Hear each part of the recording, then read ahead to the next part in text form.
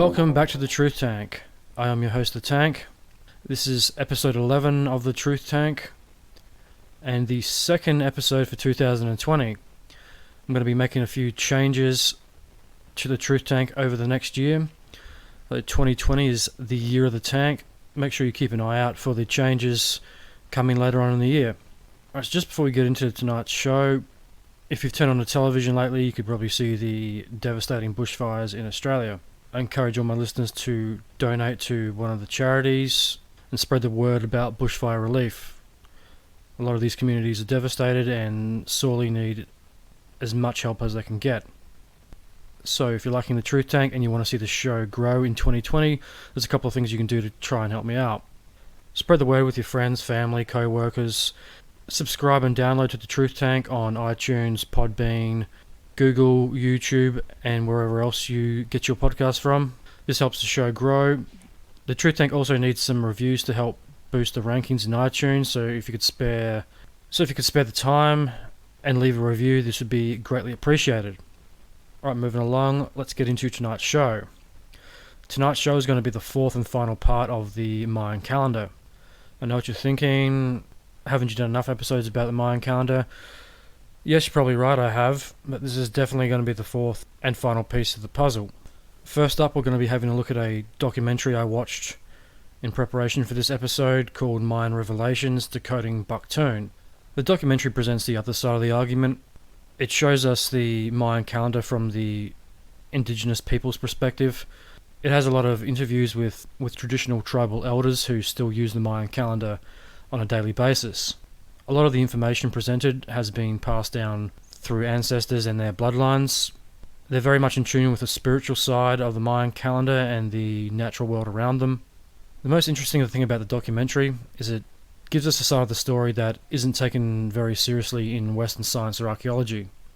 A lot of the information presented isn't taken very seriously by Western scientists many years ago. It's only now with the advances in quantum physics and science that a lot of the stuff that they were saying is starting to make a lot more sense. So we're going to have a look at Decoding Buktun first up. The second part of the episode, we're going to be diving into the good stuff. You may or may not have picked it up in the previous episodes. I was trying to build the suspense and attention for the final episode, where we come to the return of the gods. Yeah, I'm very excited about that. We're going to be diving headfirst into the ancient alien theory in relation to the Mayan calendar. This is something that I'm very passionate about. I love ancient aliens. I love the whole theory of extraterrestrials giving humanity a head start. It's a very unique and exciting theory. So the second part of the episode, we'll be having a look at the return of the gods, and in particular a very interesting god that was prophesized to return at the ending of the 13th Buktun. So before we get into tonight's show, just a quick recap. So we've had a look at the origins of the Mayan calendar, the history. We've had a look at quantum physics and time in relation to Mayan calendar. We've had a look at the myths and legends behind the Mayan calendar, in particular the ending of epochs, cataclysms, and universal floods. So tonight we're going to be having a look at the Mayan calendar from the Indigenous perspective and from the ancient alien perspective. It's going to be a very interesting show. So without further ado, let's get into tonight's show. This is episode 11, the Mayan calendar, part 4.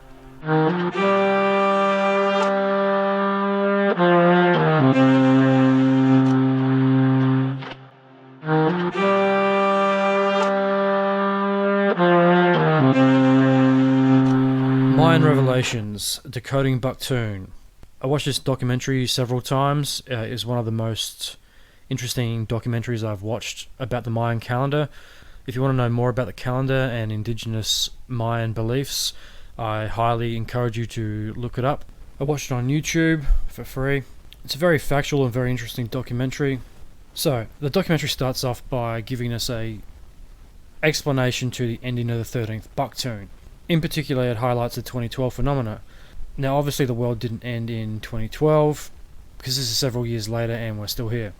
However, the documentary points out that the date of 2012 is a misinterpretation by Western scientists and archaeologists. The date of 2012 has a completely different meaning in an Indigenous context as opposed to the Western. The Indigenous peoples believe that the ending date of the 13th Buktun was not 2012, and that 2012 has a completely different meaning in a completely different context altogether. The documentary is pretty modern. It was made in 2015, so it's obviously post 2012. Yeah, I think it's more relevant than at the time of the 2012 phenomena. The documentary Mayan Revelations Decoding Buktun came out in 2015 by filmmaker and author Elizabeth Therrott.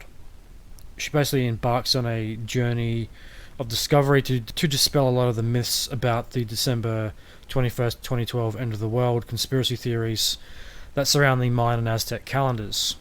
The fact that it's post 2012, I think, highlights more or less the importance of the documentary and the information in it, and that even though the date has passed in a Western view, it's still a subject that contains a lot of truth and a lot of mystery. The biggest problem with the interpretation of Aztec and Mayan culture has been the miscalculations in the dating of the calendars and their culture in general. The miscalculations have come from the experts who study it. The experts can't really agree on anything, let alone the specific starting and end dates of Buktuns and calendar cycles. The experts can't even agree on the history of these cultures, let alone complex cycles of time and numbers that are just fucking mind-boggling. The only thing scholars have really been able to agree on is the start date of the calendar. And they all seem to agree that the start date of the calendar happened well before the Mayans even existed. That's fucking experts for you. Don't give us any definitive theories, or I know you can't really have a definitive theory, but don't give us anything semi-concrete, just agree on an outcome that generates more questions than answers.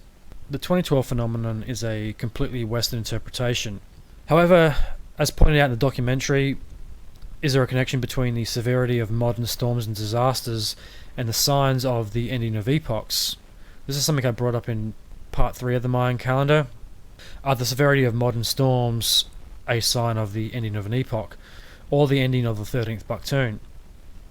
If the calculations are wrong, which it looks like they are, has this date been extended or stretched out?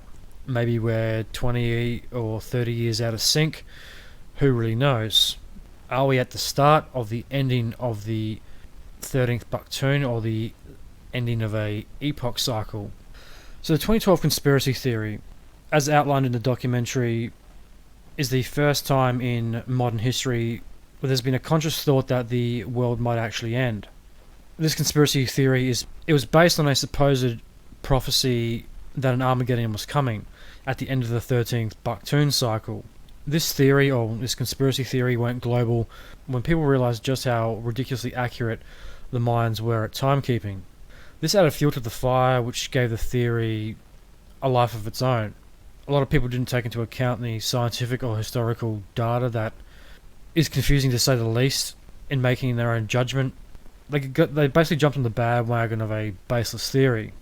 Lending credence to this theory was the severity and frequency of modern day storms, such as the earthquake and tsunami in Japan, the earthquakes in New Zealand, and the fires, floods, volcanoes and other natural disasters that happened around the world.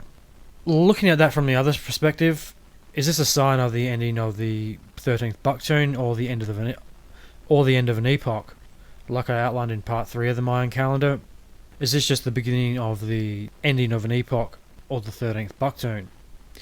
Makes you wonder. It's pretty scary, but is there some credence to these stories? It stands to reason these ancient cultures didn't make all of this stuff up, and pretty much every one of them has exactly the same set of circumstances happen. Like the universal flood myth, it's a universal flood myth. It happened everywhere. Stands to reason that there probably is some grain of truth to it. Are severe storms a natural cycle of the world? Do they happen every so many hundred or so many thousand years? And it's just now that we're able to document and record these disasters through our technology. I mean, thousands of years ago, even hundreds of years ago, there was no nightly news service or newspapers telling us about these disasters on a weekly or monthly basis. And sure, in the late 17th and 18th century, people had newspapers that would have told you about local and national disasters, and it was more of the 18th century that had international disasters in newspapers. How they came about this information, I don't really know, but you would have had to have known someone or had to have contact with someone who had contact with someone who had contact with someone who knew about what was happening. Even in today's digital age, it's pretty much impossible to know about everything that happens in the world. Mass media news only likes to play the bad stuff that happens, but one person can't know everything that's happening all the time. It's still a big world after all. So fast forward 8 years into 2020. We still have natural disasters, climate change and global warming issue. There is a dramatic increase in the severity of natural disasters. If you want to say, well, this is just a natural cycle of the world, you can go fuck yourself. I think that there's no denying that human impact is having a devastating effect on natural disasters. At the time of this recording, this is January 2020, we've had 4 volcanoes go off, we've had floods, typhoons, and an unprecedented and catastrophic megafires that haven't been seen before in history. Is this a levelling up of disasters in preparation for the end? Is this just a natural cycle? Who the fuck really knows? Right, moving along. So 2012 came and went. Everyone forgot about the 2012 phenomena and the impending Armageddon that never came. However, a lot of people had a lot of unanswered questions. I myself had several questions. I had a deeper fascination with the Mayan and Aztec culture. I became very interested in the timekeeping of the Mayans, a culture that was so accurate in their timekeeping and so obsessed with it. I found it very hard to believe that they made a miscalculation. I kind of always leaned to it was Western science and archaeology that had made the mistake. This brings us to the first problem. The 21st doesn't match up with what the native Maya peoples believe. It was the Western interpretation that is out of sync with the true end date of the cycle. The Indigenous people never believed the 21st of the 12th 2012 had any significant meaning. In fact, the numbers 20 and 1 don't really have a lot of significance within Mayan culture. The 21st doesn't sync with any of their cycles.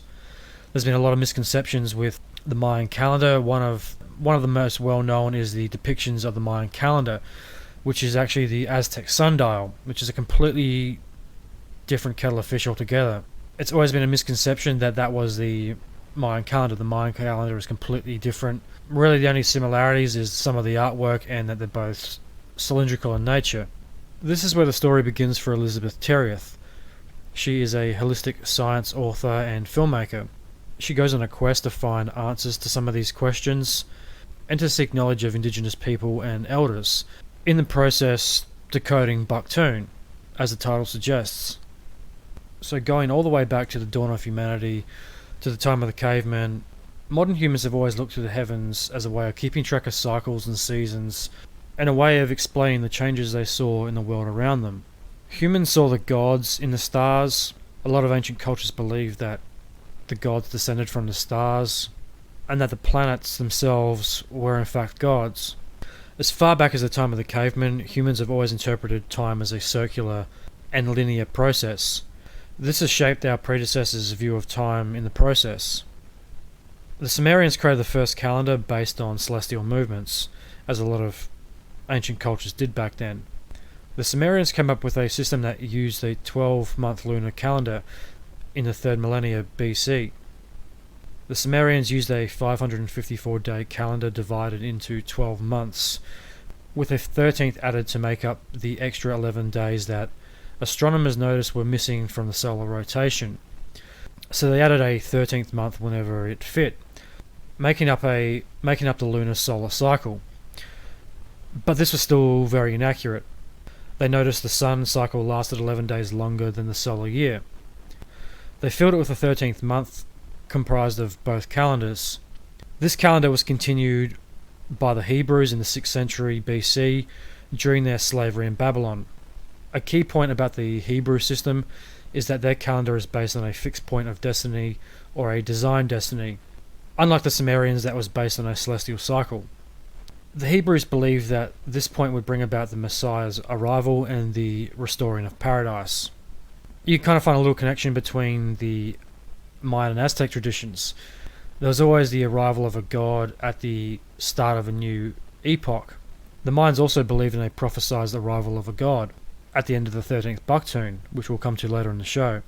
That's a huge point. That's a huge focal point in many ancient traditions. Christianity, Islam, Judeo-Christianity all have a prophesied return of a Messiah.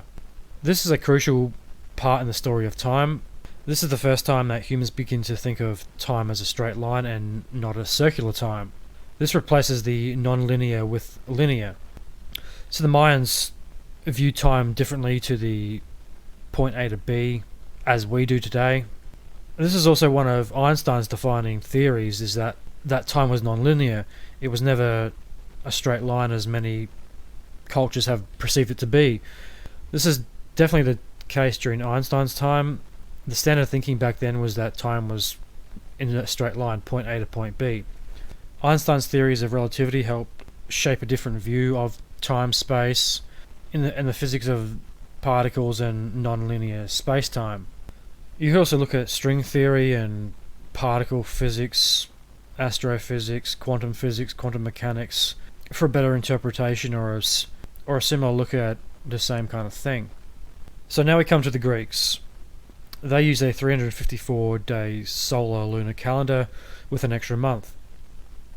The Romans use the same 354-day solar lunar cycle. But here is where the story of time gets really fucking confusing.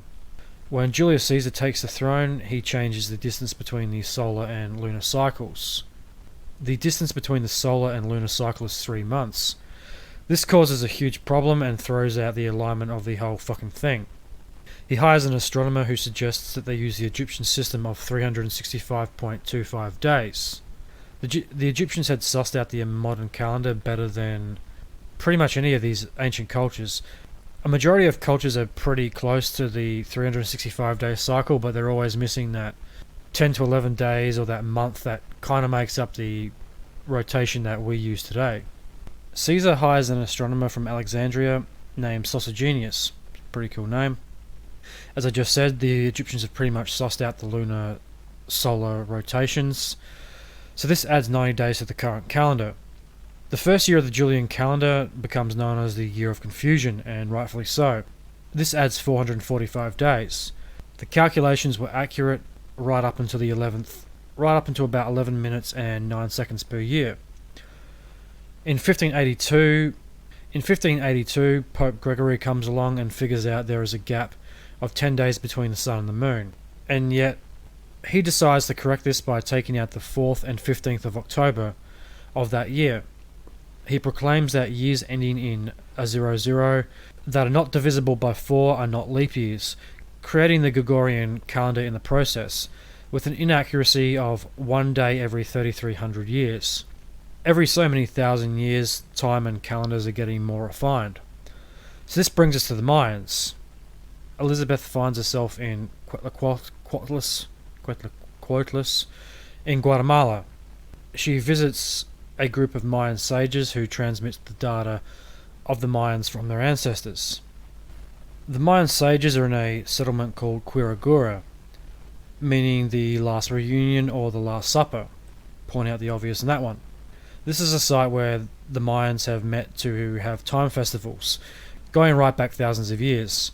There is a large stele there that has inscriptions of Mayan time and numbers. It also records large amounts of time, and it's a way of recording the large time ceremonies. Elizabeth meets the Mayan abuelos there. A Mayan abuelo is a sage, an individual who has inherited the ability to transmit the knowledge gathered by generations of Mayan ancestors. Many tribes from all over Mesoamerica would meet at Quirigura to participate in large time ceremonies. These time ceremonies were of utmost importance to the Mayans. These festivals acted as a way to code, write, and archive the cycles. They encoded this information on large stone steles around Quirigura, and this is how we know about these ceremonies today. The abuelos that appear in the show are very cool individuals. One of them has a traditional headscarf, some really cool jewelry. These 3 men are vaults of information. The way they explain the Mayans' view of time and cycles is amazing. It's completely different to the Western view of Mayan culture. A lot of people are probably ignorant to the abuelos' information.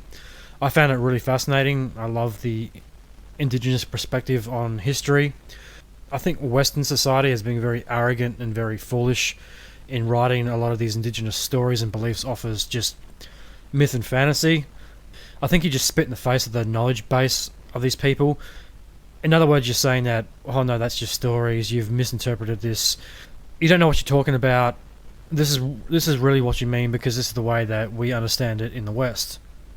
We really have to stop that thinking because it's holding us back from gaining the true knowledge of what these cultures have been trying to tell us for thousands of years. The only problem is that we just don't listen. It was really fascinating hearing another side of the story, especially one that is so complex and that can be so confusing at times.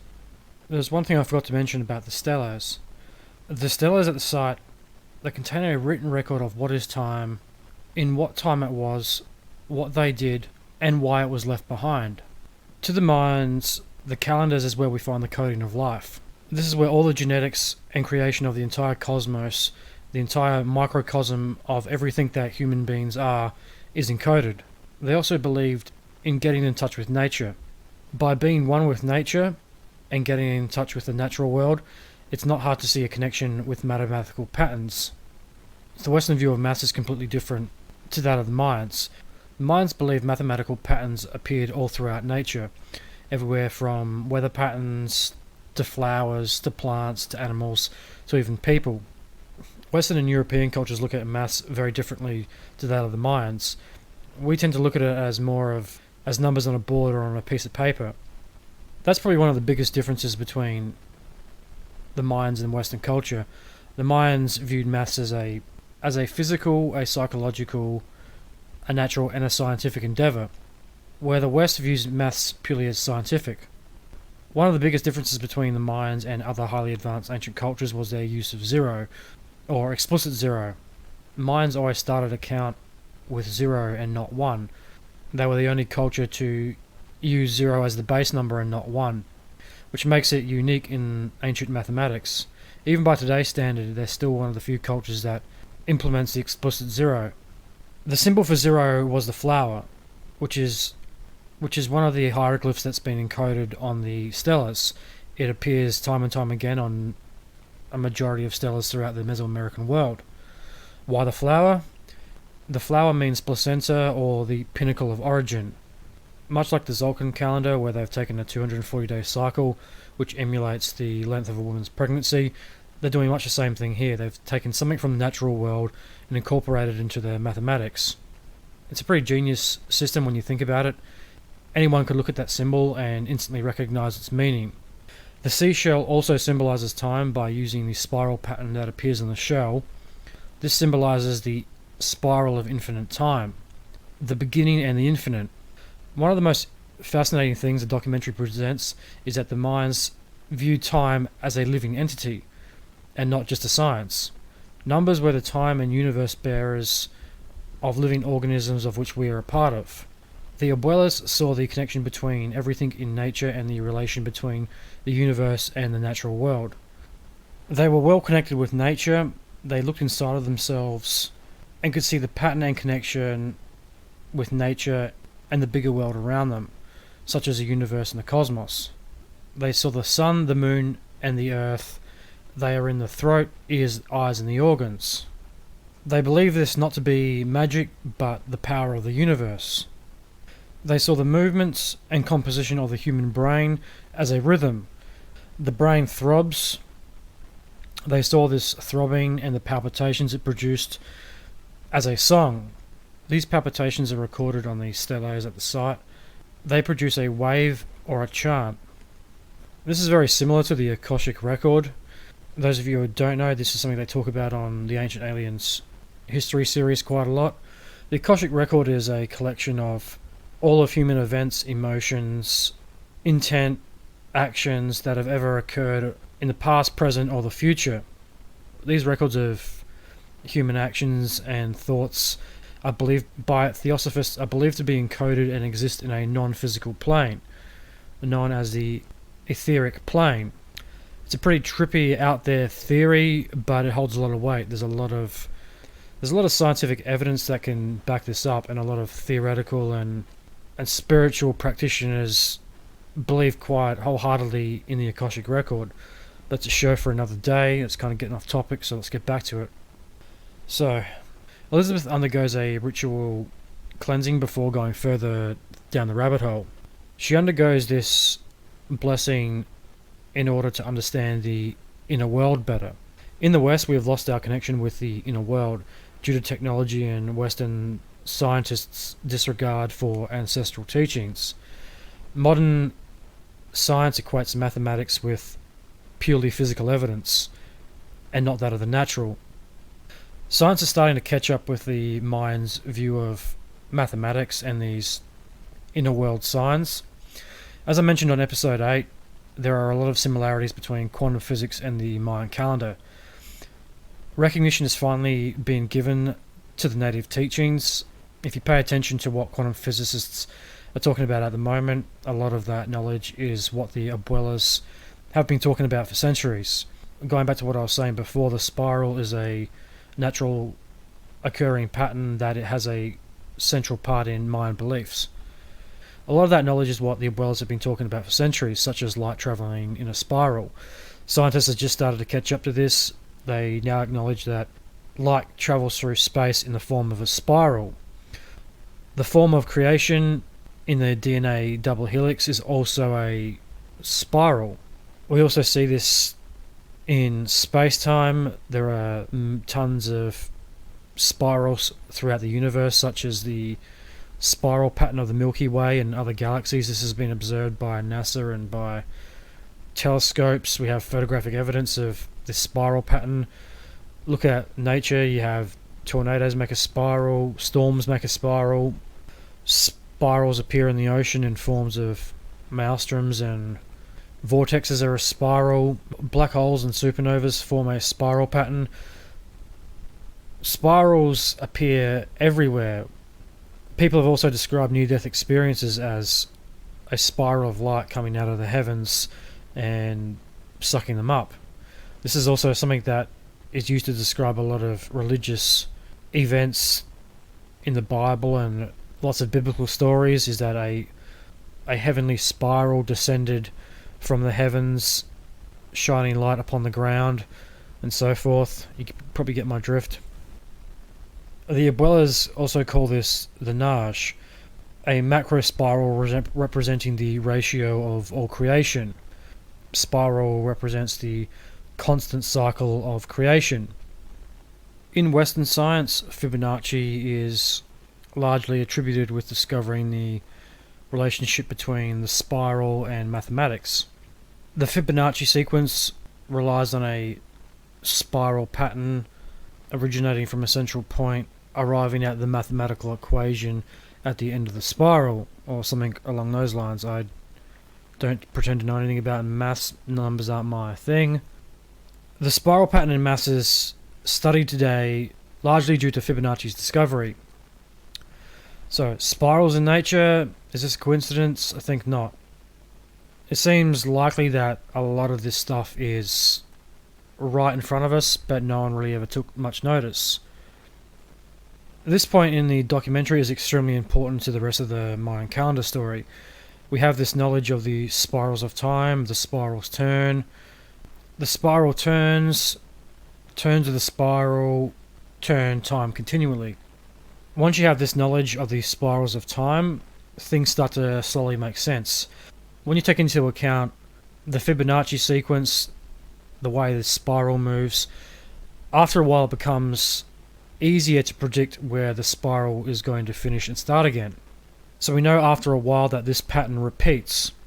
The Mayans believe that by recording the pattern or a cycle, in this case the spiral nature of time, by recording and studying these cycles and these patterns, they could predict events and situations that would happen in the next cycle, such as the end of an epoch, the end of a Buktun, disasters, the best time for planting crops and having festivals. So we know that after a while a pattern repeats or a situation is repeated. However, this situation is never repeated the same. It's always in a different scenario and with different energies. Look at this in the end of the epoch stories.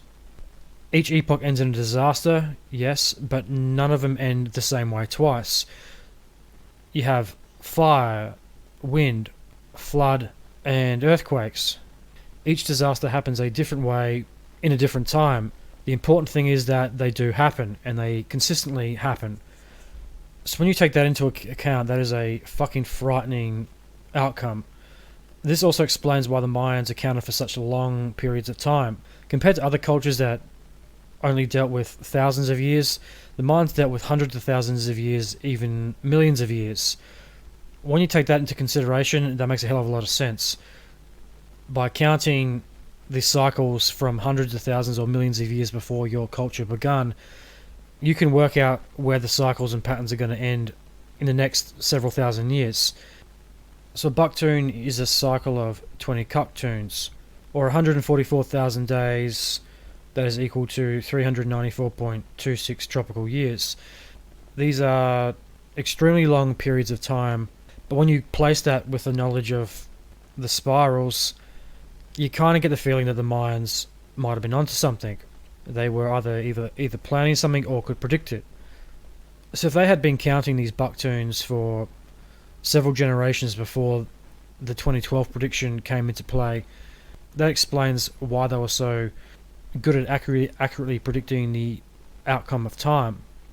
It also explains how they had a better understanding of time and space than we do in the modern day. So this makes the recording and prediction of future events pretty easy, i.e. the 2012 bullshit. Maybe they were wrong on some of the details, but they might have been right overall. Just look at Nostradamus' predictions. Was he using a similar method to predict future events? Or was he a time traveller, or did he just have visions? Who really knows? It'd be interesting to use that model now using modern day computers to try and predict what was going to happen in the future. It'd be interesting, but it'd probably be horrifying too. This also makes the recording of events, dates, and future predictions much easier. If not a science, this should definitely be an art form all of its own. The key point in all this is that these scenarios don't happen the exact same way, but similar. The sacred calendars were more than just a way of accurately measuring time. They were a way of governing one's life and a way of evolving oneself. It is also, like Elizabeth describes, a tool for human survival. The Mayans were deeply in touch with the natural world on a level that we can't even begin to understand. Science is starting to confirm a lot of what the Mayans and the Abuelas have been trying to tell us for centuries. As it turns out, every 13 days the sun sends out a solar wind in the direction of Earth.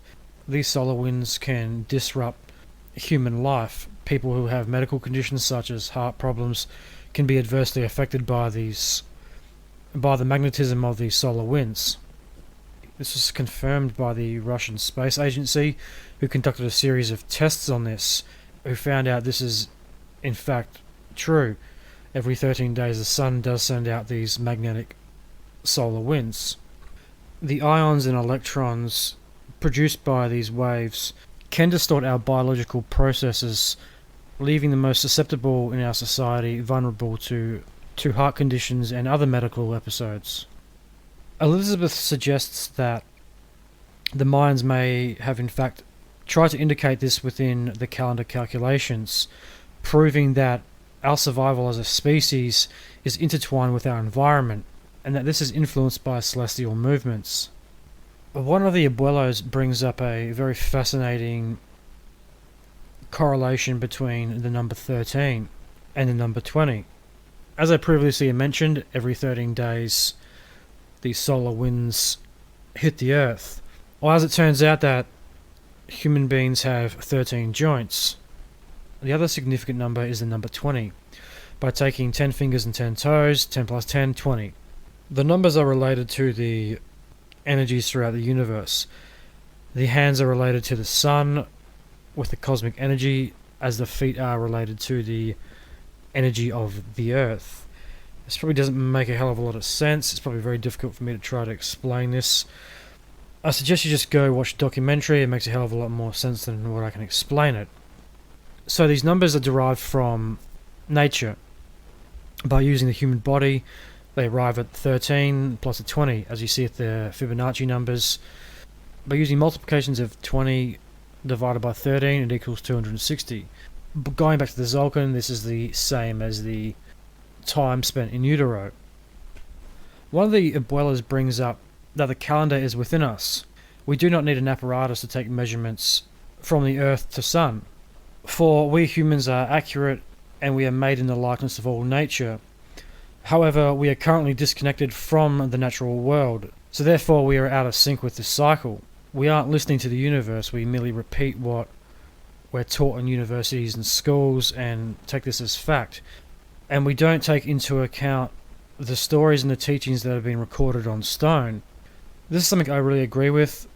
The scientific world, and specifically in archaeology, they don't listen to what these people they claim to study have been telling them. They take anything written down with a grain of salt. They take everything as myth and legend, and they never give any credit to the indigenous stories of these cultures. This is very frustrating. It's a very ignorant and arrogant way of studying something by forcing your view upon it. Therefore, you're not really studying anything, you're merely dictating the course of study to suit your own theory. By doing that, you cease to study it and you force your own opinion and ideas onto it, which defies the purpose of studying something. It should be for the pursuit of knowledge and cultural preservation. So I think that's a very interesting way of looking at it. All these years, I thought about the Mayan calendar as being a physical device somewhere that constantly ticked over and recorded cycles of time. I never thought of it as humans being a biological form of the calendar. And this is a theory that would have never seen the light of day under Western scholarship. The Mayan calendar is no accident. The knowledge it contains and the science and mathematics that have gone into calculating it didn't happen by accident. The calendar is an encoded guide to how humans should live. I think more people should look into the Mayan calendar and how the information encoded on it can help us live a prosperous, better, more harmonious life. So where does the Doomsday Prophecy come from? Where did this originate? There's an interview with an American professor. He tells us that a shaman friend of his says, "What is it with you gringos and the end of the world on the 21st of December 2012? What is it about that date? We know it means it's just the end of a cycle. We know very well that it means that we will try to make there be a new beginning. We will try by our actions to make it a better world." The professor relates this to the New Year's Eve celebrations and the ticking over of one year to the next. This is more or less an end of a cycle and the beginning of a new one. Nothing overly dramatic happens on New Year's Eve unless you drink too much and walk in front of a bus, or you accidentally drown yourself or jump off a building. One of the abuelos explains that a lot of the misconceptions with the 2012 doomsday theory comes from European and Christian traditions. In Christianity, we have a end of the world or an end of days, and this has been translated into the Mayan tradition of the ending of the 13th Buktun. However, he goes on to explain that there are longer cycles of time than the Buktun. As I mentioned in the first episode, there's more than just the one cycle. There are Piktuns, Kablatuns, and Kichletuns, which span much longer periods of time than the Buktun. A Kichletun, which is made up of 20 Kablatuns, which is equivalent to 1,152,000,000 days. That's a really long fucking time, which is a cycle that is continuously ticked over. So the big question brought up is, how does this measure of time serve us? What is the purpose of a period of time this long? What is the knowledge of the abuelas telling us? What does it mean? It tells us about the essence created during that cycle, which is the energy in which we have evolved, humanity and civilization. So as the abuelas tells us, if we go back 26,000 years ago, there was an energy related to the element of fire.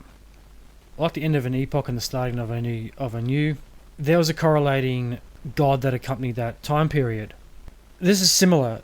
Each ending and starting of a new cycle corresponds to a different earthly element. 26,000 years ago, the related energy was the fire element, which corresponds to female energy. The next cycle lasted 5,200 years, which is also very similar to the amount of times the epochs lasted. This cycle relates to the earth element and male energy. This is followed by the third cycle, which relates again to female energy and is associated with the air element. This brings us to the current cycle that we are living in. The element is related to water, and we have cycled back to male energy. Does this mean that the cataclysm at the end of this epoch is going to be related to water? I fucking hope not, because that would be terrifying. Then again, you've got to look at everything that's happening around the world.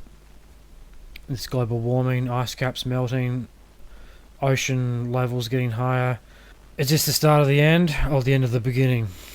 I'll leave that one up for you to decide. So water is a very important element to humans. We obviously are made up of 75% water. We need to drink water. This is an element that was extremely important to the Mayans. It was an element that was present in caves. The Mayans believed that caves, in particular caves with the energy of water, were portals to the underworld. In these portals live the gods. In this case, it was the god of death, Akuch. The god Chak also dwelled in caves, and the goddess of fertility, Excel. Elizabeth ventures to the Yucatan Peninsula, where she visits the Calchatok Caves, a system of caves that was sacred to the Mayans. She undergoes another cleansing ceremony, whereby she asks permission to the guardians of the cave for permission to enter. The abuelas explain that there is an essence to all life. It's not just in humans, but it's everywhere. There's an essence or a spiritual guardian to sacred places such as caves and places where spirits dwell. Inside the cave there is a naturally occurring water collection device that has been shaped out of one of the rocks, that has been hollowed out of the natural stone. Above it there is a stalactite that drips fresh water into the bowl shape that has been used by the Mayans over thousands of years. This is not just a bowl full of water, this symbolizes the spirit of the water deity. The Mayans used this cave for thousands of years. They used to take refuge in there, believing that the spirit goddess Excel would protect them, and even use it as a hideout during the conquests. They believed that the goddess Excel would protect them and preserve their race for future generations. It's believed that up to 1,000 people took refuge in these caves during the Spanish conquests. Unfortunately, Cortes found the caves and annihilated most of the refugees inside. Today the floors are littered with broken pieces of pottery from the refugees. Cortes didn't find much value in any of the terracotta or stone artifacts that have been found in the cave, mainly because they weren't gold. So the cave is not just a sacred place for the spirits, it's also essentially a mass grave for the refugees of the conquest. As I outlined in a previous episode, a majority of the Mayan codexes were burned by Bishop de Landa at the order of the Catholic Church. If it wasn't for this cultural genocide, we would have a better understanding of Mayan culture. This also highlights the importance of the abuelas and the information and knowledge that has been passed down to them. Without the abuelas, we would have even less information about the Mayan calendar and Mayan culture. We've made our way out of the cave now. One of the abuelas explains how the great cycle of the calendar works and what this means for the years of 2012 to 2016. He explains that this isn't the end of the world per se, but this is a time of great complications throughout the world. This manifests itself through natural disasters and their severity.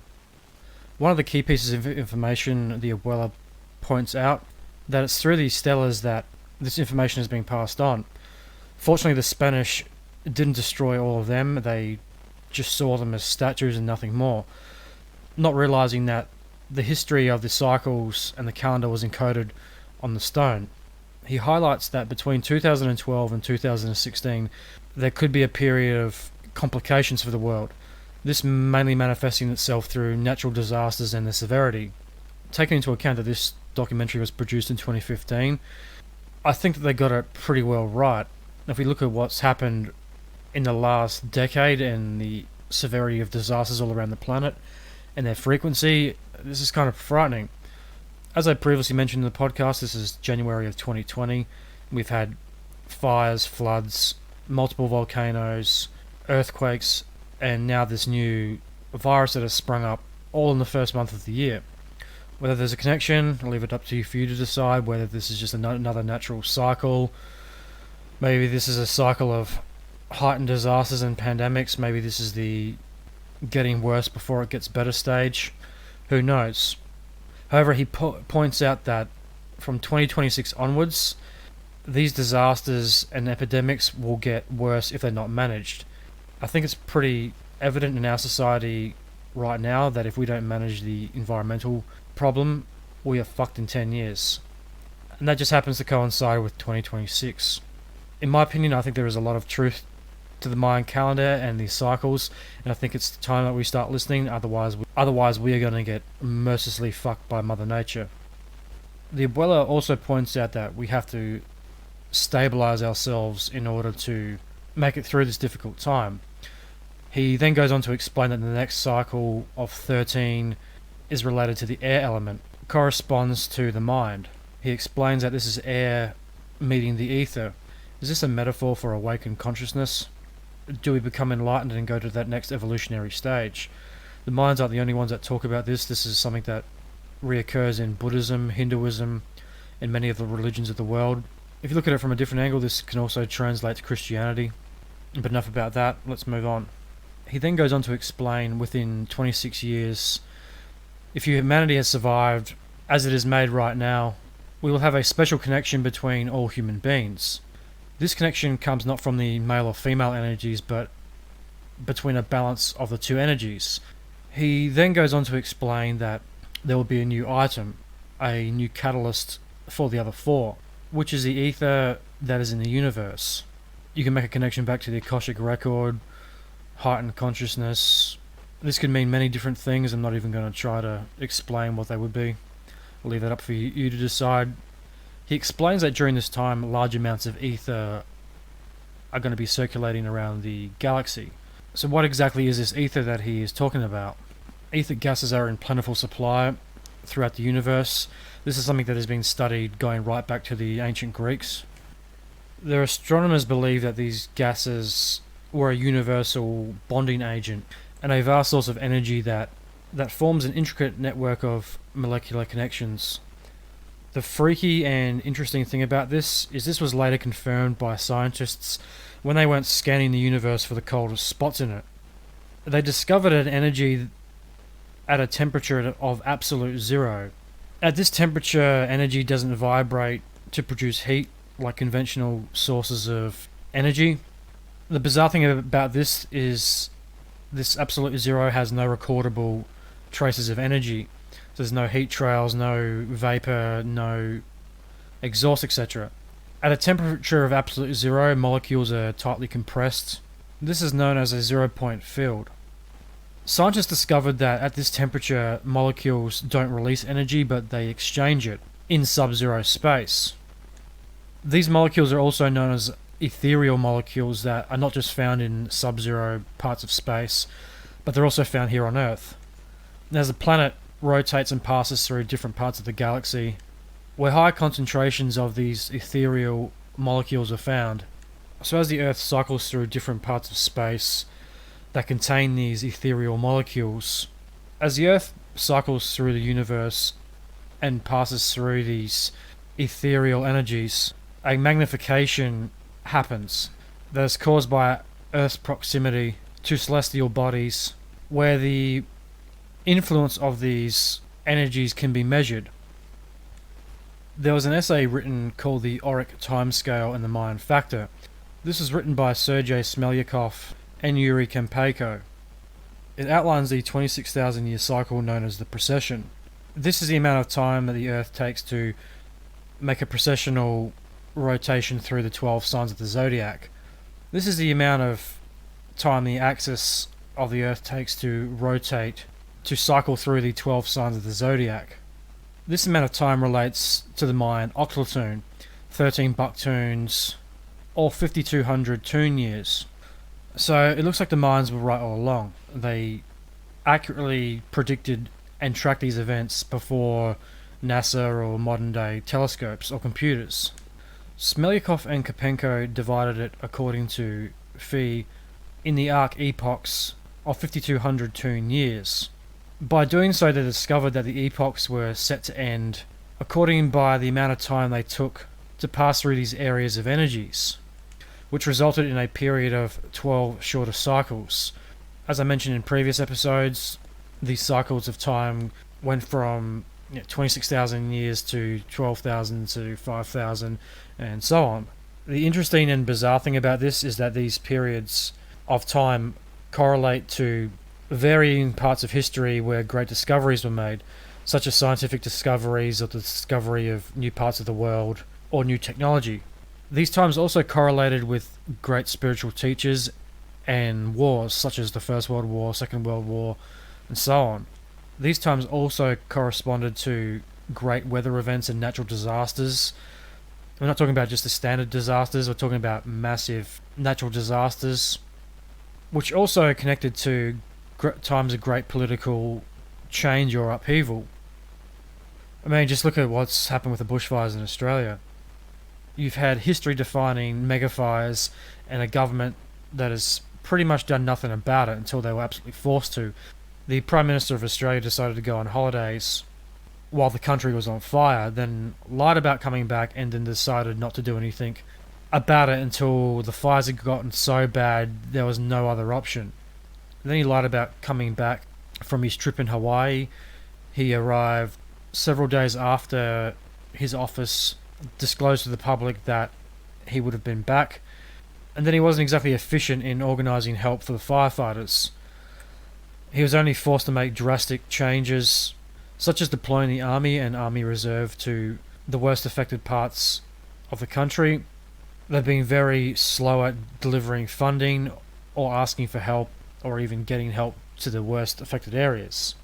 And then when people did ask for his help, he turned his back on them and waddled off like the fucking coward he is. He's also been a climate denier. He doesn't think there's anything wrong with the environment. He thinks that doing backburning and forest management is climate prevention, which is really funny because he's the one that decided to slash the budgets of the backburning and forest cleanup, which added to the intensity of these fires. He's also a fierce climate denier and a puppet of the energy and mining companies that control Australian politics. That's one very recent example of natural disasters and politics working hand in hand to make a situation 100 times worse than it needed to be. So going back to the documentary, these events and disasters appear so frequently and readily, it's like they're sticking to a schedule. They appear all around the world at certain times, almost on cue. Just look back throughout history when you see the frequency of disasters, wars, discoveries, great leaders, and generation-defying social changes. Smelyakov and Kopenko also give us a date of 2013, this being the end date of the 13th Buktun. This also begins a time of increasingly shorter cycles, of demographic and environmental changes. I think they pretty much hit the nail on the head with that one. These changes are predicted to continue and affect our planet until the year 2050. Smelyakov, Kopenko, and the Abuelas agree that there are troubled waters ahead for the human race. The Abuelas point out that there is a spirituality of this time, and that is action. They highlight the time for meditation is over. We can't sit around meditating for 20 years, hoping and praying that these problems are going to fix themselves. The time for meditation is over, and this is the time for action. We've already entered the time of destruction and change, and if human beings don't evolve post-haste, we are going to stay here. And by stay here, I think they're referring to that we're going to meet our demise. If we don't change, we're destined to stay the same. And by staying the same, we are going to bring about the destruction of our environment and ourselves. So this brings up the question, where did the Mayans get their knowledge from? It's widely assumed that they inherited their knowledge from the Olmecs and Toltecs. But where did the Olmecs and Toltecs get their knowledge from? The documentary is very quick to dismiss the ancient alien theory. I understand this, it's not what they want to focus on. They want to highlight Mayan culture and the civilization. However, I think this is an important question to ask. I think it's entirely realistic that they got their knowledge from extraterrestrials or a highly advanced yet unknown human civilization. I think both could be true. I think both are probably linked. if there is a advanced human civilization that we don't know about, where do they get their information from? Do they get it from aliens? Did the extraterrestrials bring knowledge to Earth? In the distant past, who gave the extraterrestrials the knowledge? Is there extraterrestrials giving extraterrestrials knowledge? These questions can go on and on and on. That line of questioning can just spiral around and around. So is there some truth to the extraterrestrials? In my opinion, yes. But that's getting a bit off topic. Let's get back to it. The most mysterious thing about the Mayan calendar is that it started long before the Mayans even existed, and it continues to cycle through time long after the Mayans disappeared. This brings up the question, why would you account for such a large amount of time, an amount of time that starts well before your culture was even a thought, and why would you continue to count well after it was gone? No other culture has done this, except for the Mayans. Their knowledge of the universe had to come from somewhere, or something, or someone. It had to come from someone or something that knew the ins and outs of the universe. I mean, today we're only just starting to understand their level of science and time. So it stands to reason that somebody told them about it. They couldn't have just randomly made it up. I'm not saying that they didn't perfect the process. We know that the Olmec and Toltec used similar calendars, but they weren't as advanced. The Mayans refined the process. The core knowledge had to have come from somewhere, or something. I don't think the ancient alien or the ancient advanced civilization theory can be completely ruled out. Let's move along. We come back to Elizabeth and the abuelas. They're standing around a open fire in an ancient complex in the jungle. One of their abuelas is explaining to Elizabeth that if society doesn't start to take into account what has been recorded and passed down from the Mayans and what has been written in this place, the place where the cycles run according to the cosmos. And if humans don't start to understand these things, there is going to be no rescue from the road that we're headed down, which I think is pretty alarming and something that we should really take more seriously. They go on to explain that they're trying to bring this to the attention of the people. They're trying to get people to think differently, to harmonize themselves and become one with the earth. And that if we continue down this material path, the materialistic obsession that we have, if we continue down this materialistic path, which we are very good at in Western culture, and not just Western culture, this is a majority of the planet is obsessed with materialism. The abuelas explain that the path of materialism is a path of destruction. It has been created by our modern society, and modern humans are not adapting to this new cycle we're in. They highlight the disconnect from the world around us. Elizabeth points out that Buktun is giving us a new chance, a fresh cycle to do better, a clean slate, if you will. One of the abuelas brings up a very good point about the younger generation. He explains that this new generation is a more aware generation than the previous. They have an ecological and an environmental conscience and a sensitivity that they have been born with. They have an awareness and a respect for nature. This is also the generation that is going to have to live with this change. I definitely think this generation is more responsible than the previous. And not so much just the previous generations, the generations that have raped and pillaged this planet for profit. Younger people today are definitely turning their back on the corporate way of life. It doesn't hold the allure that it used to. People are becoming more aware of sustainability and actively trying to do right by the environment. The younger generation too is looking for different ways to make money that don't rely on strip mining the planet or exploiting natural resources for economic gain. Just look at the hipster revolution that has sprung up all over the world. People are going back to the way humans used to live hundreds of years ago, hand making clothing and items and selling them to the local community. The end consumer seems to be happy to pay a higher price for a handmade, one-off, and in most cases a better produced product than a lot of the corporate shit that is shoved down our throats. Wouldn't you rather spend $200 on a pair of shoes that were going to last you 10 years than spend 60 or 70 on a pair that's going to get you 6 months to a year? The younger generation of entrepreneurs are definitely more aware of sustainability and the environment. They're also more ethical business-wise. They don't have to have the giant profits and huge profit to loss ratios that the corporate world has told us you need to in order to be successful. They also don't buy into the whole fanciful, unsustainable, continual economic growth that has pretty much got us to where we are now. Back to the doco. Within every generation, every person that is born has the potential to step off the path and choose the path less travelled. Basically go a different direction than what has previously been done. This signifies change in the world, and that every person that potentially has the chance to do great things. It also highlights technology's help in this by becoming a collective human consciousness as opposed to just individual nations. Social media in particular has been really prevalent in making the world a smaller place. It's getting people connected all over the planet. Yeah, most of what you see on social media is complete negative garbage. It's all designed to incite conflict out of you one way or another. The pointless arguments people have on Facebook and Twitter over what? Someone has a differing opinion over the last Marvel movie than you do. It's all trivial shit, but it signifies a conscious change.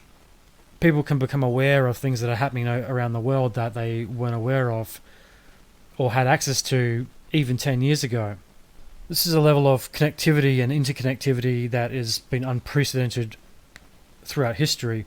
I don't think even the best science fiction writers could have predicted where we've gone. So this technology we use is starting to emulate the biological much the same way as the Mayans emulated mathematics through the natural world. Doco explains that this is not lost on the Mayans. This has been a facet of Mayan culture for thousands of years, and it's nothing really new to them. In the future, we're probably going to see a more biological forms of technology, such as AI, quantum computers, all that shit. I already think that some of those robots that are being produced now are freaky. They're probably going to wipe us out, will lead to our own demise one way or another. If it's not through the environment, it will be through technology, making machines. James Cameron was right. The Last Prophet.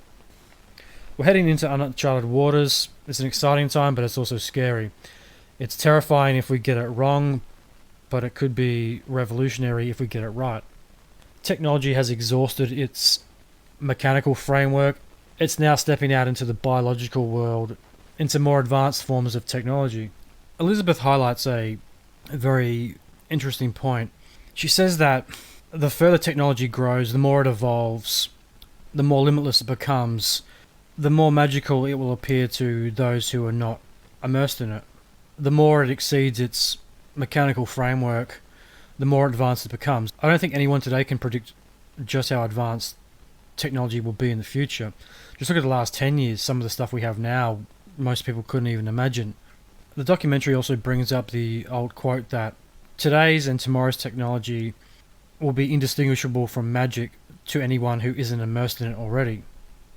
Even us living at the height of technological society, stuff that's going to be around in 10 to 20 years time will completely blow us away. If we didn't see its evolution and grow up with it, it's going to be a massive learning curve to most of us. I know like the older generations that are living today have a hard time grasping technology and computers. With those who are born into technology can go ahead and use it. I mean, how many times have we seen 3 and 4 year olds playing with smartphones and who can use them better than we can? Elizabeth brings up a very interesting point. She says that the more people connect with nature, the more conscious they become with nature and with each other, the better off it will be for humanity and for the earth. And by forming these connections, it will allow humans a way to live more symbiotically with nature and a way for us to counteract environmental problems in the future, and a way for us to live more sustainably with the environment, and not the parasitic relationship we have with the environment and the planet at the moment. So we come back to the abuelas. They emphasize that the important thing is not to understand the knowledge, but to live it. Elizabeth has been invited back to Guatemala, where she has been invited to attend the fire ceremony at Tikal. We meet 2 more abuelas who reside in Guatemala. One of them explains that in Mayan tradition it is believed that every day has a supernatural force, and that the days have their own metaphysical entity. There are 20 entities, one for each of the 20 days. They're also known as the 20 Lords of the Day. These entities contain the answers to all of life. Each entity have their own specific specialities and traits that corresponds to a specific day that works on certain aspects. So an example of this could be Sunday. Sunday could symbolize the start of a new dawn. So the corresponding entity is one of light and hope. However, a day such as Tuesday could have a darker, more nefarious energy to it. That day relates to entanglement and imprisons. It's important to notice that on days that entangle and imprison, that the appropriate ceremonies are performed to warn off the entanglement.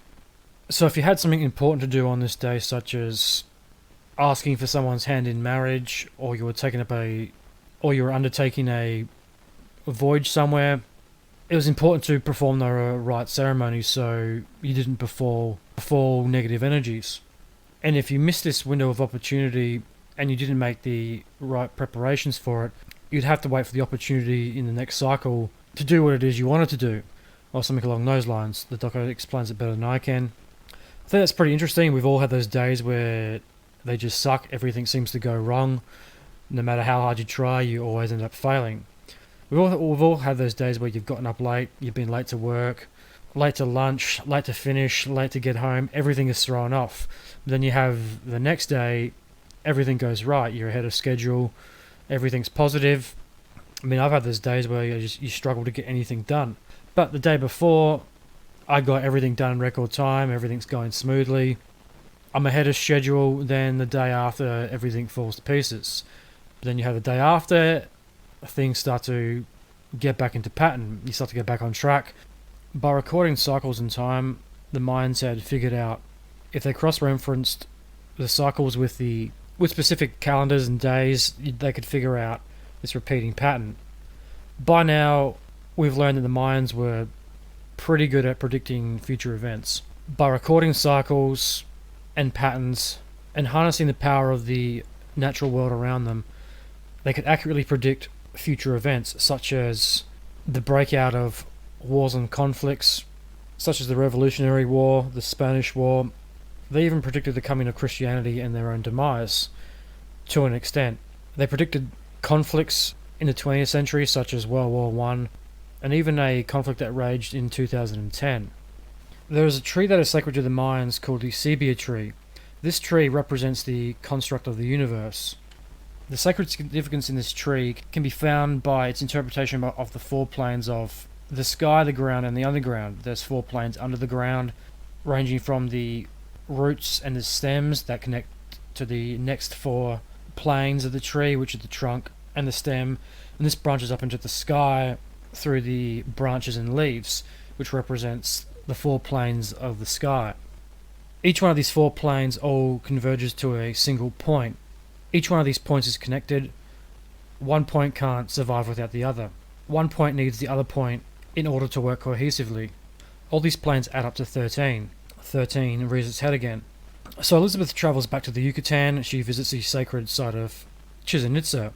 In the heart of Chichen Itza lies the Pyramid of Cocan, or El Castillo as the Spanish named it, or the Pyramid of Kukulkan. This pyramid too shows the 4 planes of existence. This is represented by the 4 points of the pyramid. The pyramid has 4 massive staircases on each of its 4 sides. Each staircase contains 365 steps, one for every day of the year, with the final step being the temple on top, the step or the launching pad to the gods. The 4 corners of the pyramid also represent the 4 directional divisions of the universe. The pyramid could also be interpreted as an extension of the calendar. The pyramid is not just a fancy temple or a gigantic stairmaster. The pyramid is mysterious, but it also serves a very distinctive purpose. The pyramid's north, south, and northwest axis are perfectly aligned to the sunrise of the summer solstice and the sunset in the winter solstice. This also creates a very unique shadowing pattern.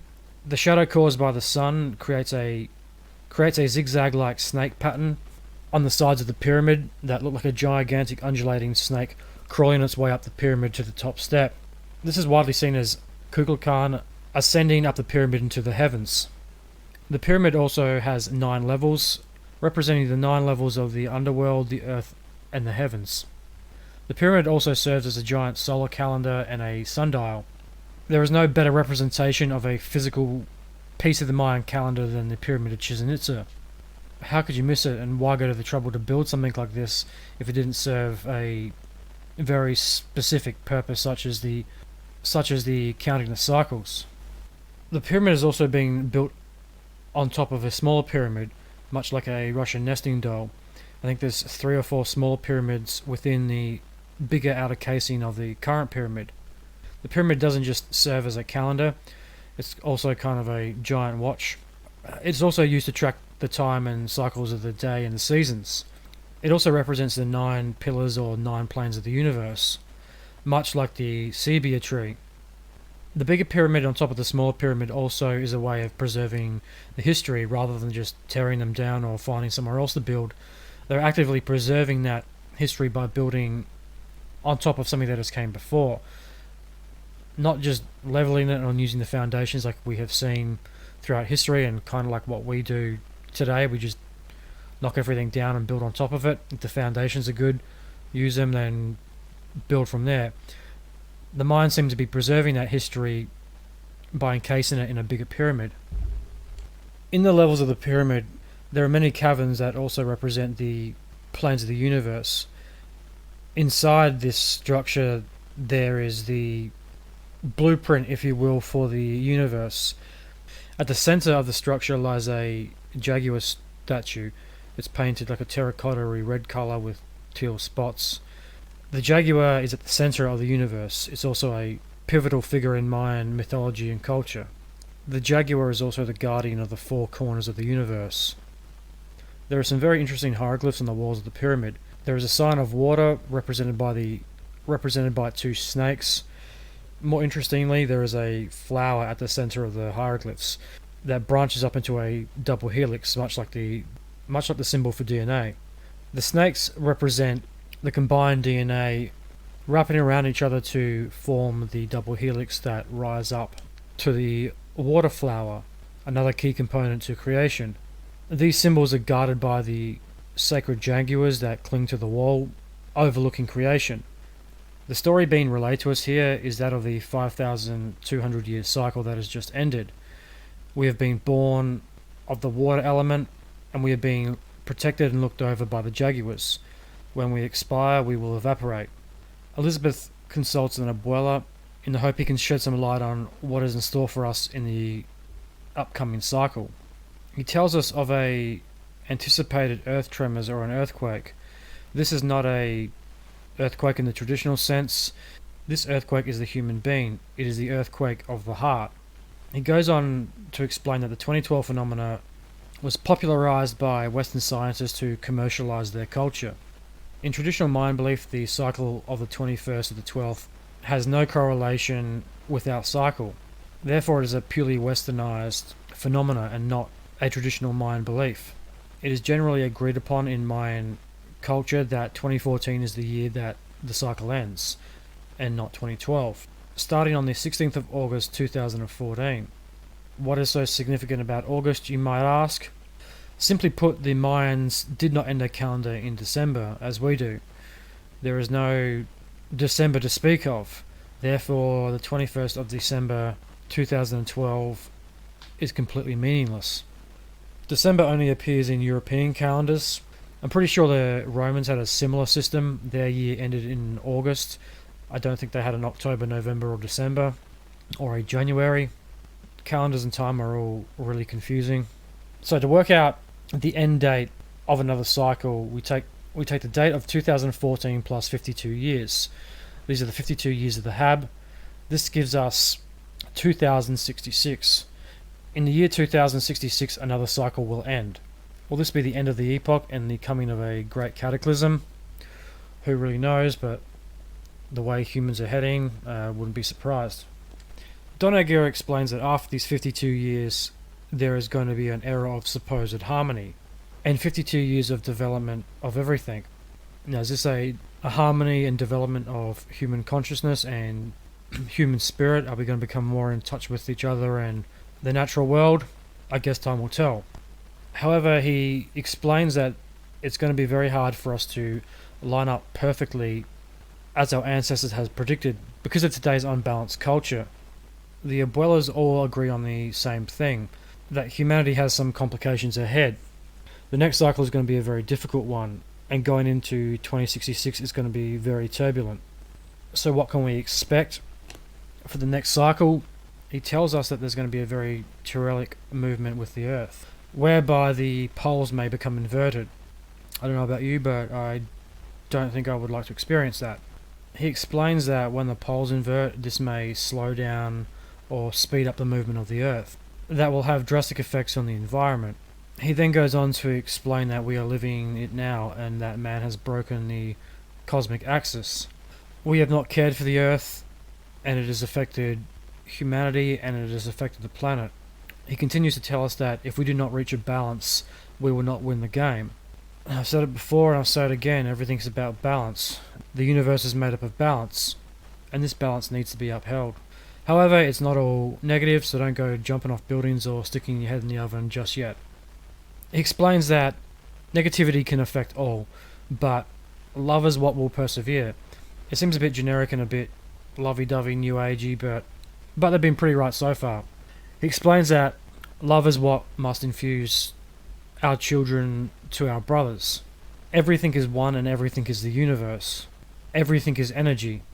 So the new cycle has been predicted, 2014 and 2066.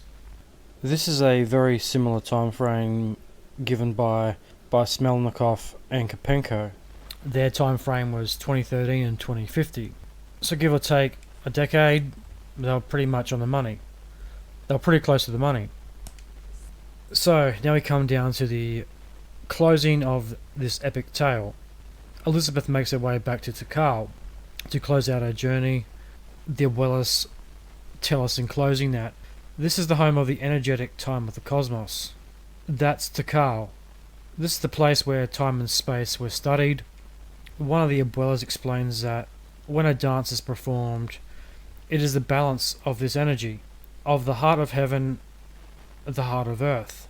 This is not an external matter, but rather a matter within us. There is an offering for the cosmos, for the balance of life itself, of everything of the cosmos. Ceremony was the most important part of Mayan life. It was a culture for life, for connecting directly with teachings in a ceremonial place. In the ceremony there is an offering to the stars, or an offering to the gods. In offerings there is gratitude, and in return for good health, good thoughts, vibrating internally with life. These are the elements of nature. Elizabeth, the abuelas, and a group of Mayan ancestors participate in a traditional fire ceremony at Tikal. During this journey we have learned about the 5 elements of creation, time and the cycles of the calendar. We've gone through the dominance of male energy, then the dominance of female energy, back to male, then to female. However, as Elizabeth explains in closing, we are yet to see the balance between the male and female energies. A balance that is free from the power struggle. And as she says, this needs to happen sooner for the better. I'd agree with that. I think this balance needs to happen for us to go to the next stage of human evolution and just to get things right with nature and the planet. Be kind to the environment, people, and be kind to each other. So what was the message from Decoding Buktun? As Elizabeth says, we have reached the pinnacle of civilization. We have medicine, technology, infrastructure. The internet has made the world a small, connected place. And therein lies the problem. We have to change our way of living. We need to be more harmonious and more in balance with nature and one another. And that is the core of the message. We have the power to change. The power of persuasion comes from the power of intent. We can do it, and we need to create an era of abundance rather than poverty and the gap between rich and poor that we have currently. We have to start this abundance by creating it through us, from within, and not looking to external factors for this change. She's obviously a very changed person at the end of this journey. She's learned a lot. And that concludes our journey through Mayan revelations, decoding Buktun. I hope that was factual and you learned something. I hope you all enjoyed it, because I certainly did. That brings to an end the first part of the podcast. Let's move along to the second. Now, the part I've been waiting for. Drumroll please. This is Return of the Gods, and one of the most interesting, mysterious and intriguing figures in all of Mayan mythology, and a personal favourite of mine, Bolon Yokte.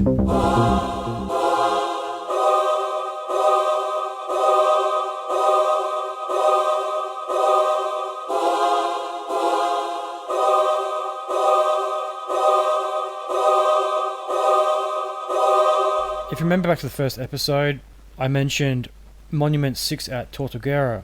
This was the stele that originally mentioned the end of the 13th Buktun. It also mentions a very mysterious character called Bolon Yokte. Bolon Yokte is a personal favourite of mine. He has one of the coolest names I've ever heard. He has a very interesting name even for a Mayan god. But who is he? What is he? Where does he come from, and what does he want? Trying to find any reliable information on him was very difficult. There's not a lot written about him. It's even harder to find sources where he's mentioned. Some sources call him a demon or a god of the underworld. Some call him a devil, and others call him a god. Like I said, trying to get reliable information on him was quite difficult. During my research, I did find mentions of him in a book called Twilight of the Gods. This is by Eric von Daniken. I'm a huge Eric von Daniken fan. He's one of the grandfathers of ancient alien theory, and a huge contributor and believer in the ancient astronaut hypothesis. In short, Monument 6 outlaid that the end of the 13th Buktun was counting down to something. Unfortunately, what this something was broken off. It does, however, mention the return of the gods. So, to lay down the background story of Bolon Yokte, I got some really good, reliable information from Eric von Daniken's book Twilight of the Gods, page 131 through 160. Don't worry, I'm not going to read all 30-something pages, but I'll be going through some key parts to fill in the blanks about this mysterious character. In the book there's a picture of Monument 6. He then gives us a bit of background about it. This picture shows a Mayan inscription on Monument number 6 in Tortuguera. It's a small place in the Mexican state of Tabasco, around 50 miles northwest of Palenque. Any Maya specialist can read the inscription. You start at the top left with the first glyph, then move right to the second, then down to the second line from left to right. The Maya experts read, "It will be ended, the 13th Buktun, 4 Ajor, 3 Yunwin. It will happen." Next glyph is broken off. Bolon Yokte will descend to... Next glyph is missing. So, some god called Bolon Yokte will come down to Earth on a certain day. If we convert this date to our calendar, it's December 23rd, 2012. What can we expect then on this date? And who is this Bolon Yokte?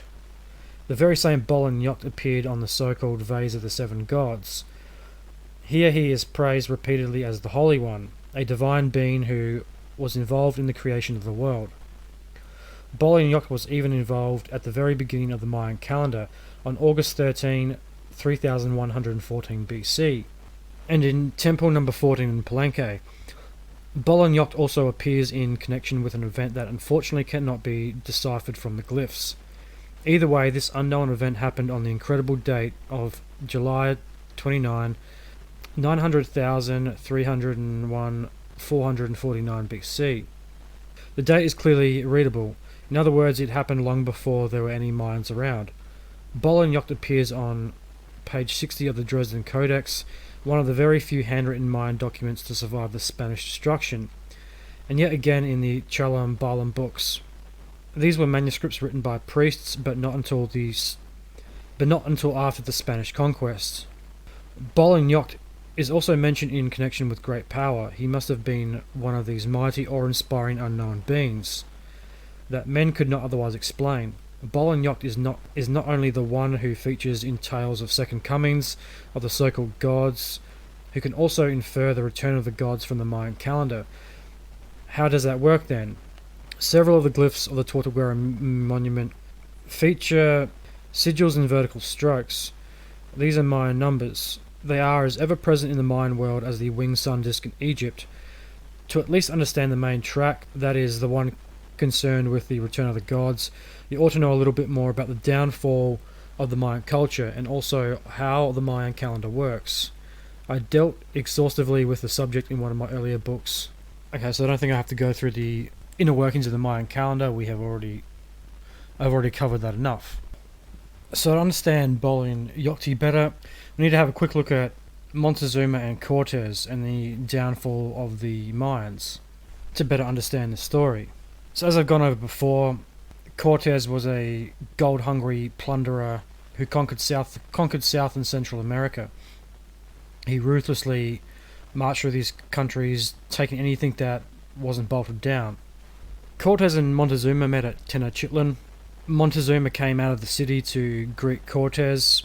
He travelled in a gold-plated sedan carried by slaves who had rolled out a long cotton carpet for him to walk on.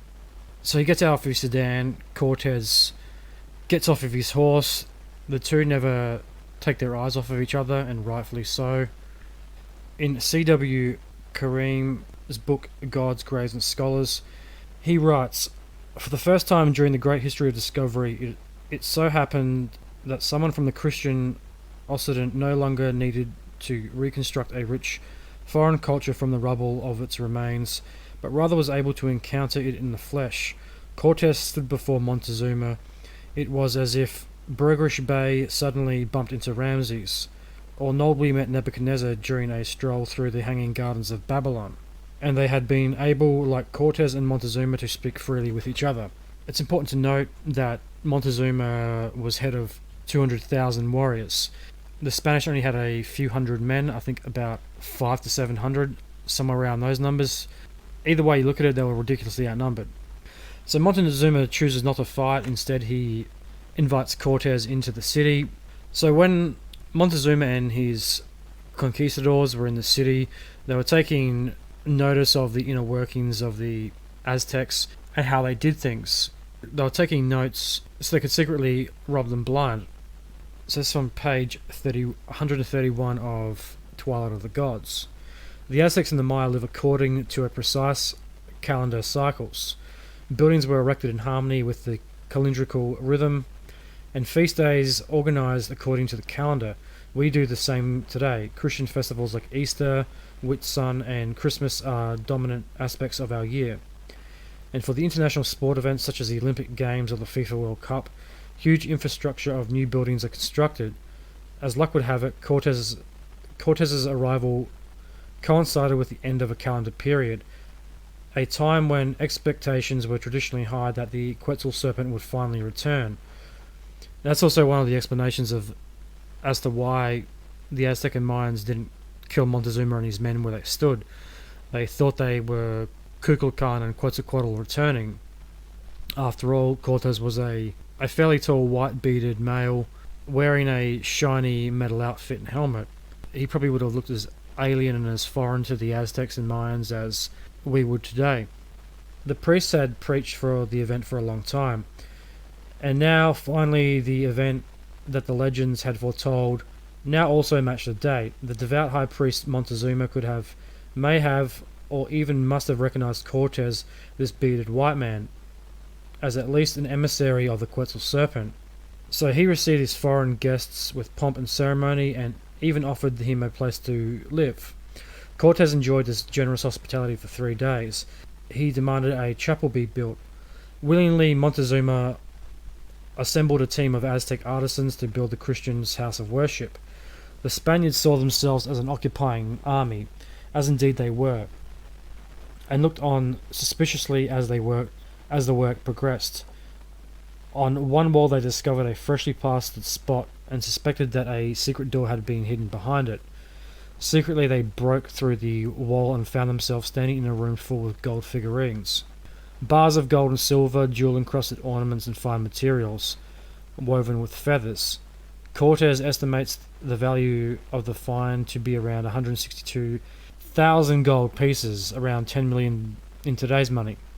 During a feast to honour the god Teocalli, the Spaniards waited tensely for the prearranged signal. When it finally came, they struck with deadly effect, murdering 700 unarmed Aztec nobles and priests without warning. The Aztecs lost patience with their leader and overthrew Montezuma after making his brother king. They stormed the palace where the Spaniards were quartered. Suddenly, Tenochtitlan was thrown into bloody chaos. Cortes and his men burned down the temples and houses, while the Spaniards were abroad butchering the Aztecs. With their superior weapons, none other than the toppled monarch Montezuma, of all people, offered his services as an intermediary. The very idea, it was his last. On the 30th of June 1520, his outraged countrymen stoned him to death. And probably rightfully so. Cortes finally gave the order to pack up and carry off the treasure. Heavily laden with gold, silver and precious jewels, the Spaniards planned to sneak out of Tenochtitlan. A watchman discovered the plunderers and gave out an alarm signal.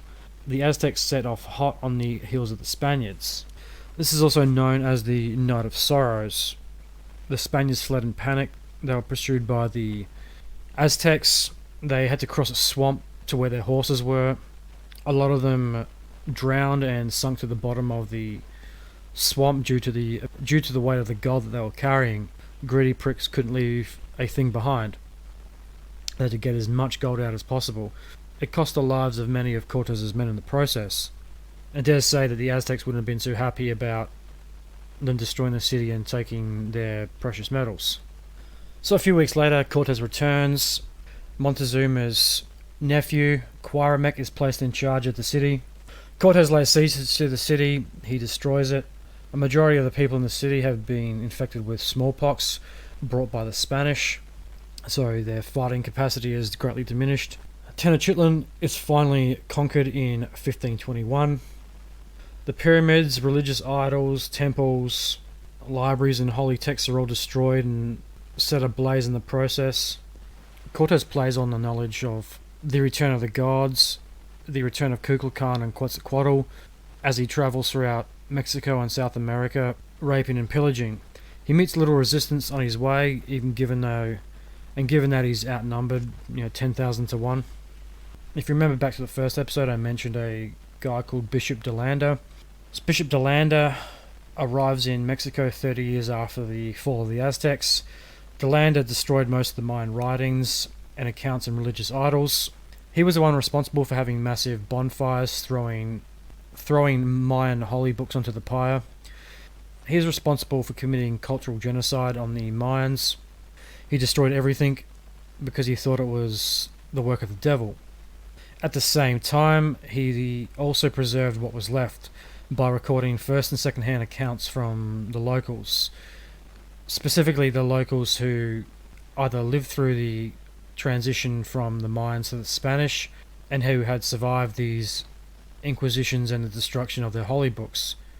When he was appointed bishop, he forced the conversion of a lot of locals to Christianity. He pulled down a lot of sacred temples and pyramids in order to build churches. He also convinced a majority of locals that by praying to their gods was invoking the devil. In his religious zealotism, he destroyed a lot of gold religious idols. This backfired on him, however, where reports of this made their way back to Spain. The reports stated that de Landa was destroying gold. Now, the Spanish didn't really care that a gold idol or a gold figure was religious in nature. All they cared about was the gold value of it. So, in response to these claims, the Spanish sent out a force to investigate de Landa and these accusations. Knowing that he is significantly outnumbered in popularity, he seeks to win the respect of the locals. This was some of the motivations behind his interest in native cultures. So the Spanish are starting to ask questions. De Landa's popularity has diminished. He needs to gain some allies quick. He gets a lot of the locals on side, and through this relationship with the locals, he starts to see the error of his ways. De Landa is responsible for destroying a very large portion of Mayan culture and history, but at the same time he is also responsible for preserving it. A lot of the codexes found were from this time, after the Spanish conquest. A lot of the knowledge was recorded by the few remaining survivors of the conquest. So the codexes, the Dresden Codex, the Madrid Codex, the Paris Codex, are all from this time period. So Delander is responsible for preserving a great deal of Mayan culture that we understand today. And if he hadn't have done this, it stands to reason we would know far less than what we already do. So there's a weird duality to Delander's character. So there's a passage on page 138. Unbothered by his act of cultural destruction, Diego de Landa noted, "We found a large number of books with illustrations, but these contained only lies and devilry. We burned them all, which sorely aggravated the Maya, causing them to sorrow greatly." That sorrow lasts to this day, and not only among Maya researchers, but also authors like me. If only we still had access to these old texts, then we wouldn't need to arduously scrabble around, search for clues, so that we can painstakingly revive the knowledge that existed thousands of years ago in Egypt and India and hundreds of years ago in Central America. And that was part of the established wisdom of the scholars of those times. For instance, knowledge about the visits by genuine gods equals extraterrestrials during the Stone Age. So the Dresden Codex contains knowledge on the planets, the astronomy tables, the eclipse tables, and the prediction of every single eclipse that has been and ever will be. That's a pretty astonishing claim and prediction to make. The predictions of every eclipse that have appeared in the Dresden Codex have so far come true. I don't think any one of them was off. They've all been pretty spot on. That suggests that the Mayans got their knowledge from an incredibly advanced source. You could also make the assumption that whoever they got the knowledge from had the knowledge of all space and time on our planet or our universe. They would have had to have known, or they had some type of ingenious way of predicting without a shadow of a doubt the patterns of eclipses. Now going back to Decoding Buktun for a minute, by recording the cycles of time and through the calendar, we can accurately predict future events if we use the spiral of time and the Fibonacci sequence. Is that all the prediction of the eclipses are? Just the repeating pattern that appears over and over again in these cycles? Or is it something more? Or is this an extraterrestrial technology that, much like our own technology, uses some type of software in the accurate prediction of future events such as eclipses? So this is from page 142. Nevertheless, what the academics have found is simply breathtaking. The Dresden Codex talks about Venus's orbits, certain gods who are described as the lords of the heavens, a thunder and lightning god, and of course the complicated Mayan calendar. Maya academics have labelled the confusing panoply of gods with different letters. In the Dresden Codex, much is carried out by the gods, A, D, E, and N, although it is often unclear which god is responsible for which deed. 6 levels of the Dresden Codex contain astronomical profiles of Venus, 2 leaves discusses the Martian orbit, and 4 the Jovian orbit, and even its moons.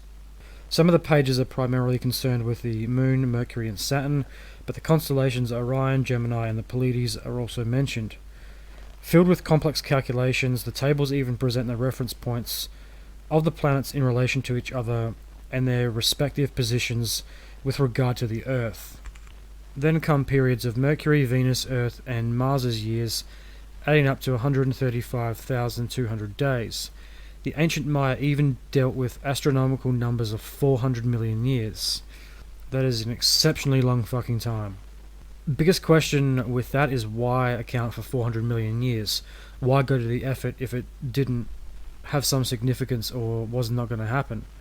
Most cultures are only concerned with their own time frames and the foreseeable future.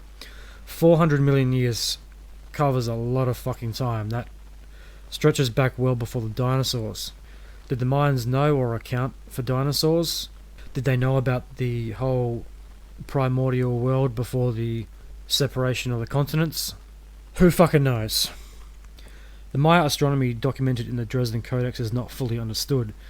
Even today, several folios talk of battles between the planets, and there are 7 sheets of the so-called eclipse tables containing the dates of every single eclipse from the past and in the future. In 1938, Professor Herbert Noel Hossmann, the best-known Dresden Codex specialist of the age, wrote, The eclipse tables are so ingeniously drawn up that they contain not only every single possible eclipse visible in the area for hundreds of years, but also even the not directly observable, purely theoretical eclipses are given exactly, to the precise day. The observation was made 70 years ago and still makes some Maya researchers uneasy. How could a culture that practiced human sacrifice be such masters of astronomy, exhibiting skills that should have been far beyond their kin? Where did they get this knowledge? Where did the inspiration come from that told them that the planets had a predictable relationship to each other? Centuries of observations, a manic compulsion to create the perfect calendar, or even an addiction to mathematics does not explain this puzzle. As the Earth itself has an elliptical orbit around the Sun, and of course the other planets are not actually standing still. Every observation is susceptible to a certain time lag. Venus, for example, only appears in the same constellation once every 8 years, Jupiter every 12. What's more, the Maya lived in a geographical area in which it was impossible to observe the stars at all for half the year. In the Dresden Codex, however, there are astronomical points of reference that only appear every 6,000 years. The Maya weren't even around for 6,000 years. Mere calculations aren't enough to deduce the orbit of Venus has to be put back a day every 6,000 years. Added to all of this, the evidence points to the fact that the Maya were in possession of their astronomical knowledge from the very start, almost as if the tables and books of data and orbital calculations had just fallen to them out of the sky. One Maya specialist explained to me that these kinds of observations could have been made in a few decades. The Maya were a Stone Age people. Have we forgotten that? They possessed no modern measurements, devices, telescopes, or computers. Even the archaeological objection that the Mayan priest astronomers on the tall pyramids would have been able to observe the starry skies without having to look through haze and clouds doesn't hold much water. The pyramid towers, such as those in Tikal, Guatemala, were astronomically aligned at the very planning stage. The astronomical knowledge is therefore older than the pyramids themselves. Extremely good point. Where did they get their knowledge? Who gave it to them, and why? As I've said many times before, was it extraterrestrials? Was it advanced human ancestors? They obviously had access to information and knowledge that far exceeded their own civilization's lifespan. But what would be the point? What would be the catalyst to do something like that? Why put so much time, effort, and resources into the measurement of time if it didn't serve some greater purpose for humanity or for their own culture or for their own preservation? Their astronomical measurements are so accurate and so ahead of their own time, no one has a good answer as to why. Archaeologists and scientists can't even come up with a plausible theory as to why they were so obsessed with time and maths. As von Daniken says, they were still sacrificing people. So there was obviously a facet of their culture and society that was extremely bloodthirsty and very barbaric. I mean, they would sacrifice people after their ball games, were not averse to cutting people's heads off and tearing their hearts out, sacrificing prisoners to the gods. There was a very bloodthirsty and very savage aspect of their society. One hand, they were absolute geniuses, and on the other hand, they had a very bloodthirsty, very savage lust for violence. On page 145, Eric von Daniken also brings up this question: where does the knowledge come from? 60 years ago, respected astronomer Robert Hensling shocked the scientific community with some of his conclusions about Maya astronomy. 1. It must be considered impossible that the Mayans had instruments and methods at their disposal for the precise measurement and angles of time. 2. There can be no doubt, however, that the Maya astronomers had knowledge of star constellations from thousands of years in the past, which included reliable information on their type and position on certain calendar dates. 3. This is incomprehensible unless corresponding observations had been made prior to this period, in other words, thousands of years before the beginning of the Christian calendar, by somebody somewhere and reliably handed down for posterity. Author's emphasis. Such achievements, however, are dependent on certain factors. For instance, that in that very prior age there had been a developed period of extremely long duration. author's emphasis. Since then, the scant number of experts who have worked on the Dresden Codex are hedgy about making any meaningful comments.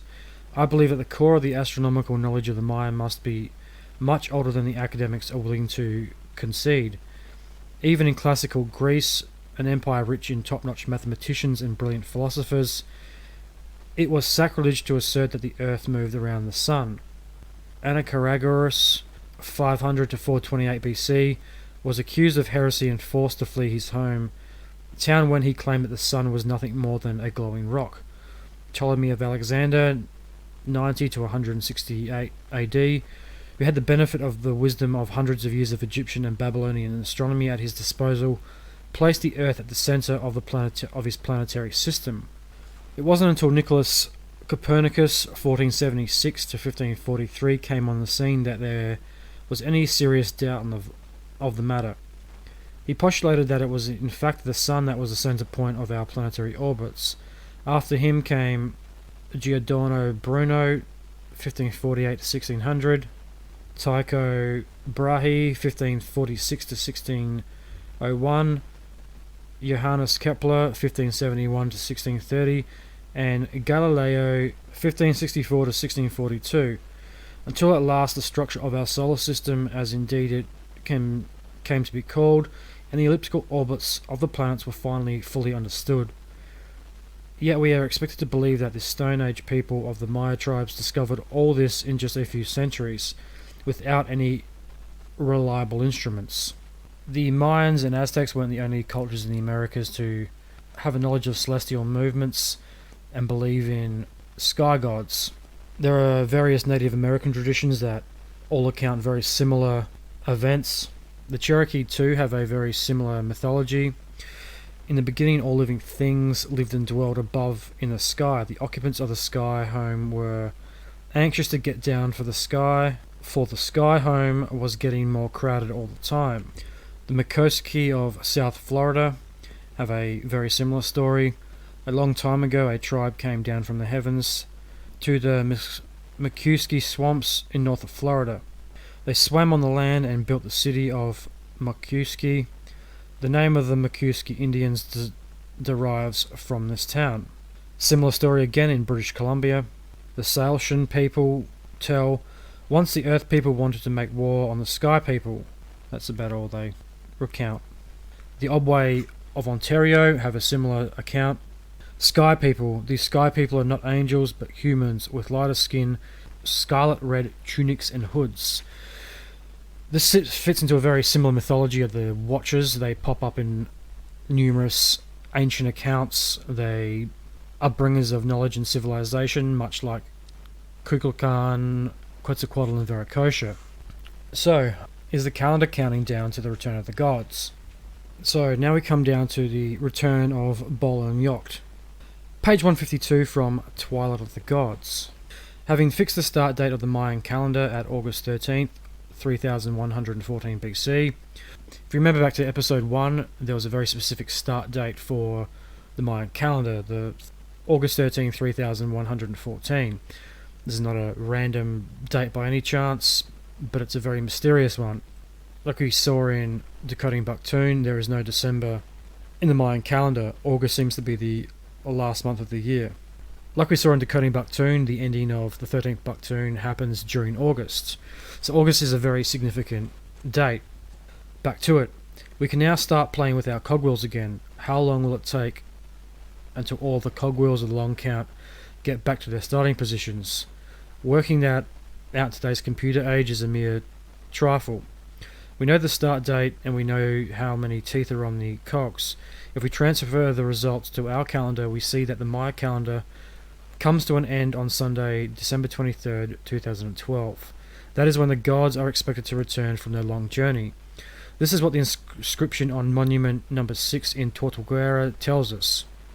It seems that Bolon Yokte is coming back. One of the Maya people's main gods is known by the experts as Lady Beastie.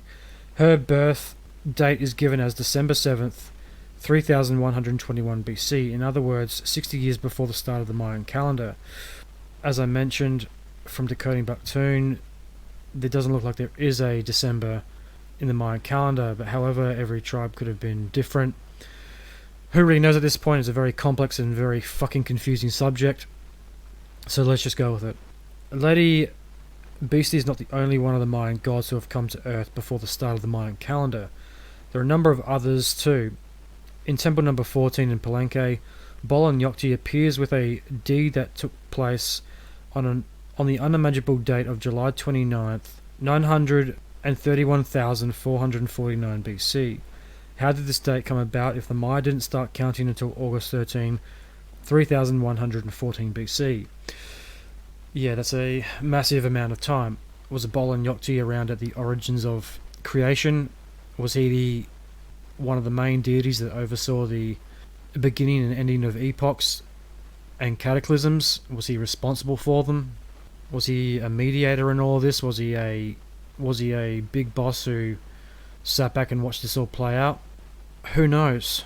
He's a very mysterious and a very intriguing character.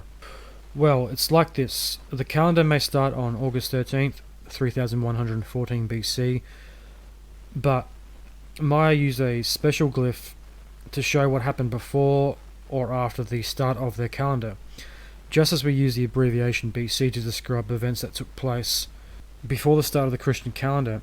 But the $64,000 question is this: what's going to happen on Sunday, December 23rd, 2012? Well, this book was written in 2009, and if you're listening to this, you're very much aware that we have passed that date. So who knows what form Bolon Yokte takes. Is he a physical entity? Is he a interdimensional extraterrestrial?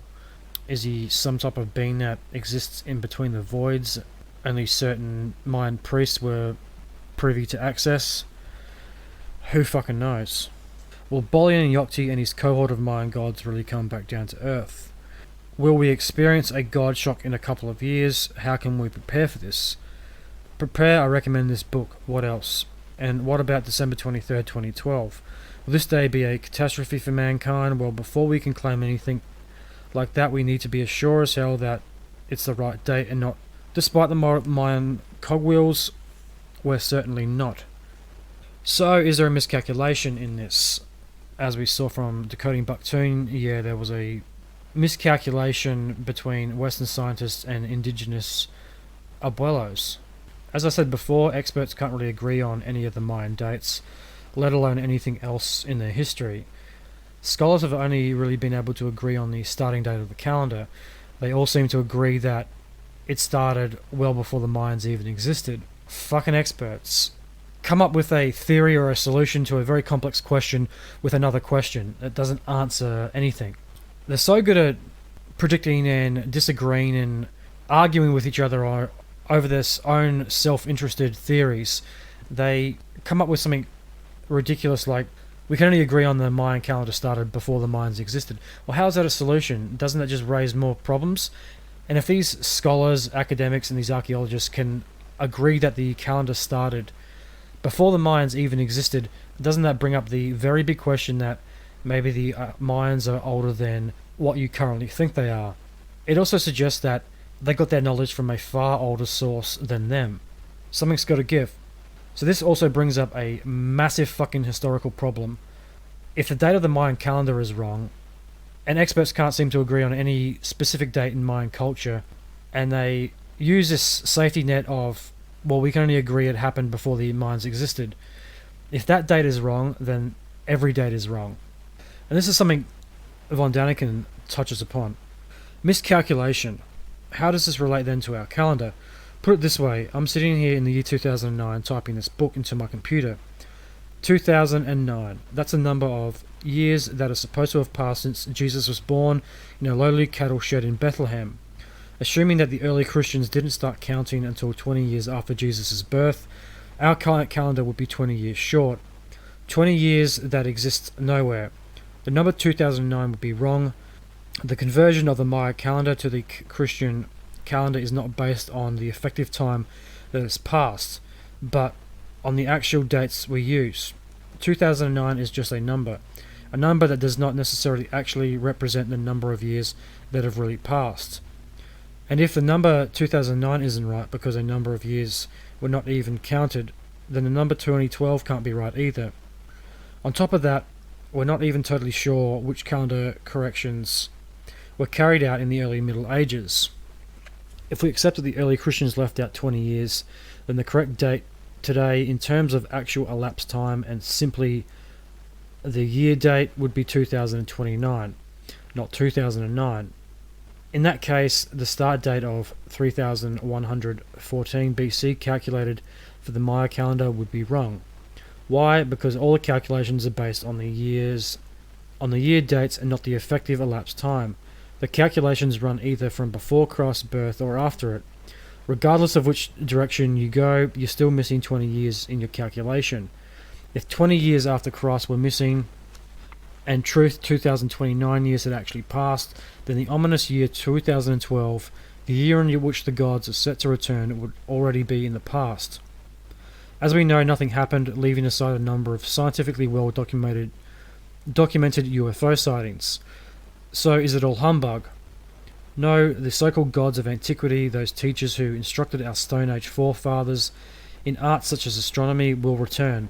I know that only too well. There is too much proof available to leave me in any doubt. We cannot fixate on Sunday, December 23rd, 2001. There's also a discrepancy because a majority of sources say the 21st of the 12th, not the 23rd, but I've read in several books that the 23rd is the date something was meant to happen. Anyway, it's not just the cultures and religions that I've mentioned already that have this belief in the second coming. It pretty much applies to the entire ancient world from thousands of years ago to the present day. The Christians are writing for Jesus to return. You can read about it in the Gospel of Mark, chapter 13, verse 26. And then shall they see the Son of Man coming in the clouds with the great power and glory. So just like we saw on Decoding Buktun, one research group are different to the dates of another. They say one group says 2029, the other says 2060, another says 2050. They're all very complex and all very confusing. There's so many dates chucked around now that who knows what's going to happen, where it's going to happen, or what the fuck is going to happen. As Von Daniken just mentioned, every religion has their own second coming of their Messiah. These religions are all very different but all very similar. All prophesize of a return of a God from the heavens. The Christians are waiting for Jesus' return, the Muslims are waiting for Mahdi. There's an excerpt on page 154 that illustrates this. Once a stranger asked the fifth Imam al-Bakir what signs would precede the return of the Mahdi. The Imam answered, "It will be when the women act like men and the men act like women." Just look at young people today, they're all a bit sus. There's a lot of girls acting like guys and there's a lot of guys acting like girls. And when the women sit with spread legs upon saddled horses, it will be when false witnesses are believed and when truth is rejected. That's another huge part of modern culture, is that truth has pretty much become illegal. Julian Assange, Chelsea Manning, Edward Snowden have all been persecuted and jailed for speaking the truth. The news lies, the whole fake news fiasco, the corporate mass media control the news. All these stations around the world read the same script. They all want you to believe the same bullshit story. No one knows who to trust anymore. Social media has poisoned people's minds. Facebook perpetuates stories that incite conflict and arguments.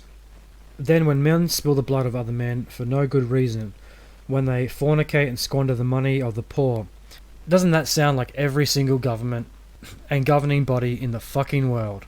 Governments hoard money, corporate elites hoard money, the people who control the facets of everyday life hoard money. They keep everybody poor, dumb and downtrodden so they can never rise up. Whether you believe it or not, that sounds eerily similar to the times we're living in now. The concept also crops up in ancient Iranian Parsi religion, the Avesta. It means basic text or teaching. It contains the religious texts of the Parsis, the followers of Zoroaster. Zoroastrians are a pretty cool religion. Look it up if you've never heard of it.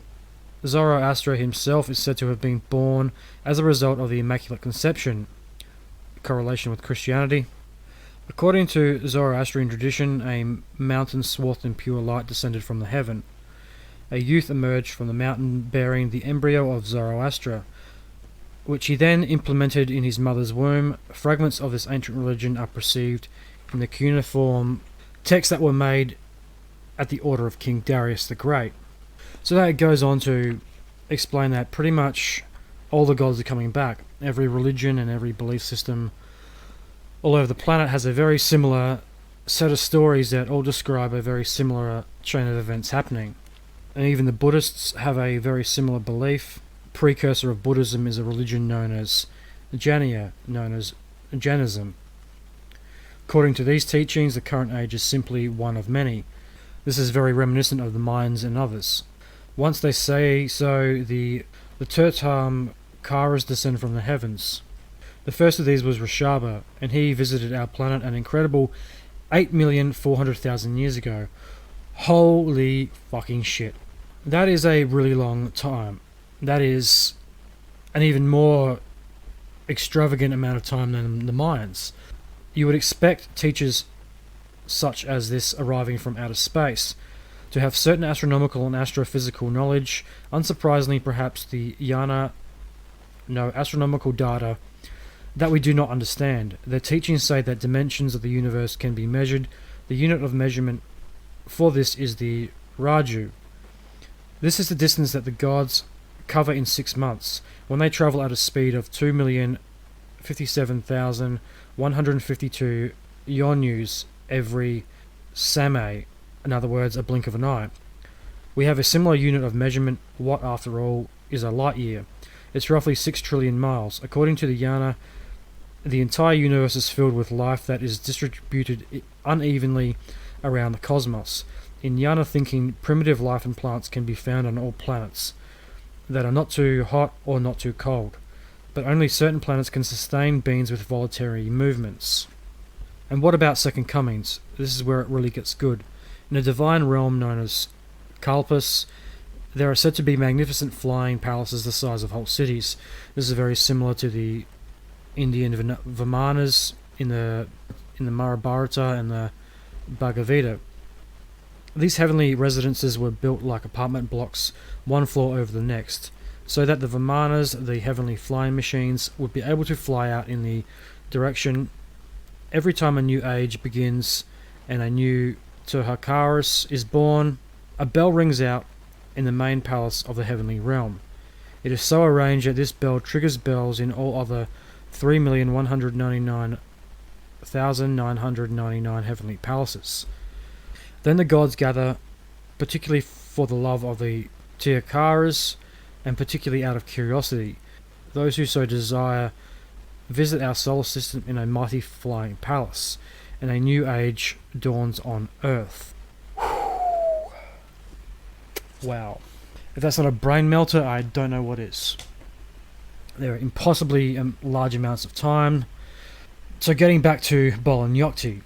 Bolon Yokte has been described as a creator god, one of the main Mayan deities, but he's also been described as a Mayan Satan and the god of the Mayan underworld. On Monument 6 he is described as a god of change, and he is one of the 9 lords of the night. There are so many interpretations to this guy, it's very hard to know what's true and what's not. I tend to agree with Eric von Daniken that he is a creator god and a very important deity. So Bolon Yokte is prophesied to return. At the end of the 13th Buktun, Bolon Yokte will descend. Is this a physical, spiritual, metaphysical, or a psychological descendance? Backing up what von Daniken says, I found a site called wikiquote.org that does correlate to what Eric von Daniken is saying about Bolon Yokte. They tell us that the god of change, Bolon Yokte, will descend from the black something and carry out something. Shunned silence followed. Something more said. What do you mean? Something. Makata shrugged. No one knows. Unfortunately, the monument is broken and we'll never know what Monument 6 at Tortuguera is trying to tell us about Bolon Yokte's descendants. Who really knows? I guess we have to wait and see. It will happen the witnessing on the display of Bolon Yokte in the Great Impersonation.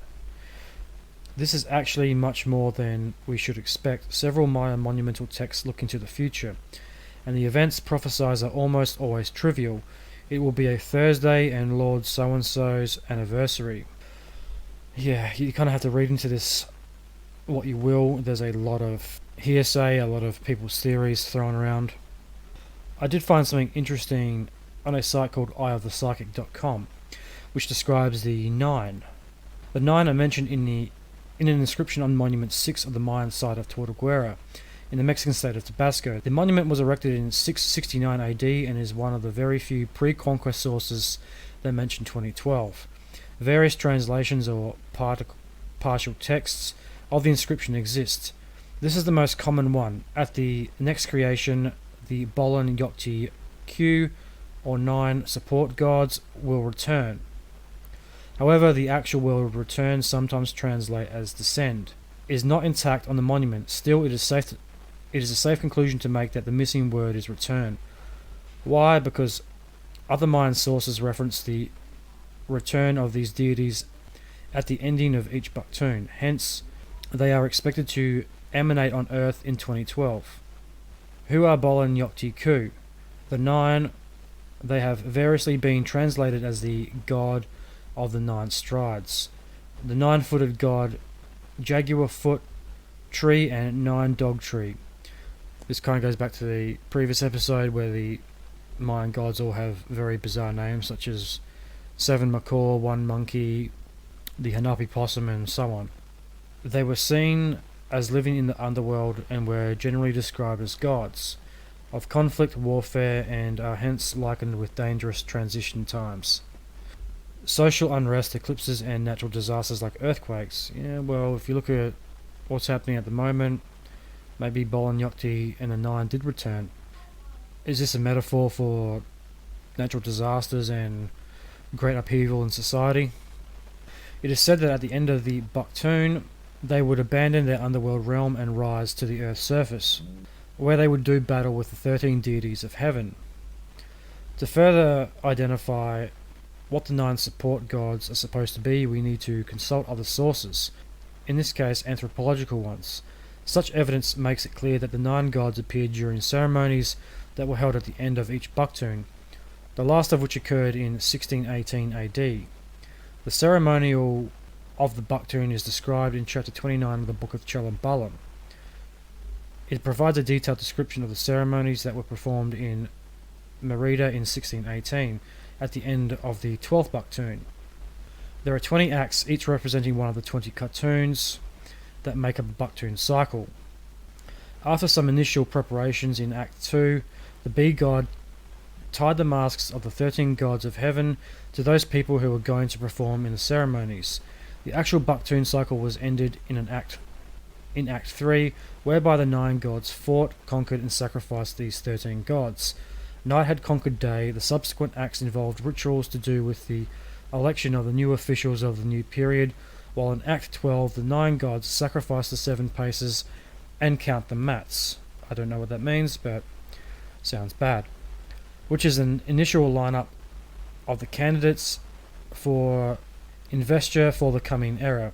In Act 13, the 4 year-bearers reappear in the guise of the 4 death gods. Most importantly, in Act 15, the 9 gods announce the fate of the new era. The fate was largely the will of the gods, which the community had to achieve during the new era.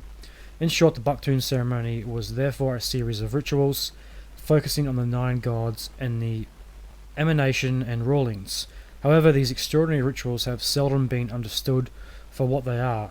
Part and parcel of the 2012 phenomenon, the question nevertheless remains as to who these 9 gods truly are. Indeed, 9 gods are not just an ingredient of the Mayan culture. There were also 9 gods in the ancient Egyptian religion, as well as many others, e.g. India. To the Egyptians, they were also known as the 9 principles, and they were directly linked to the creator deity Adam.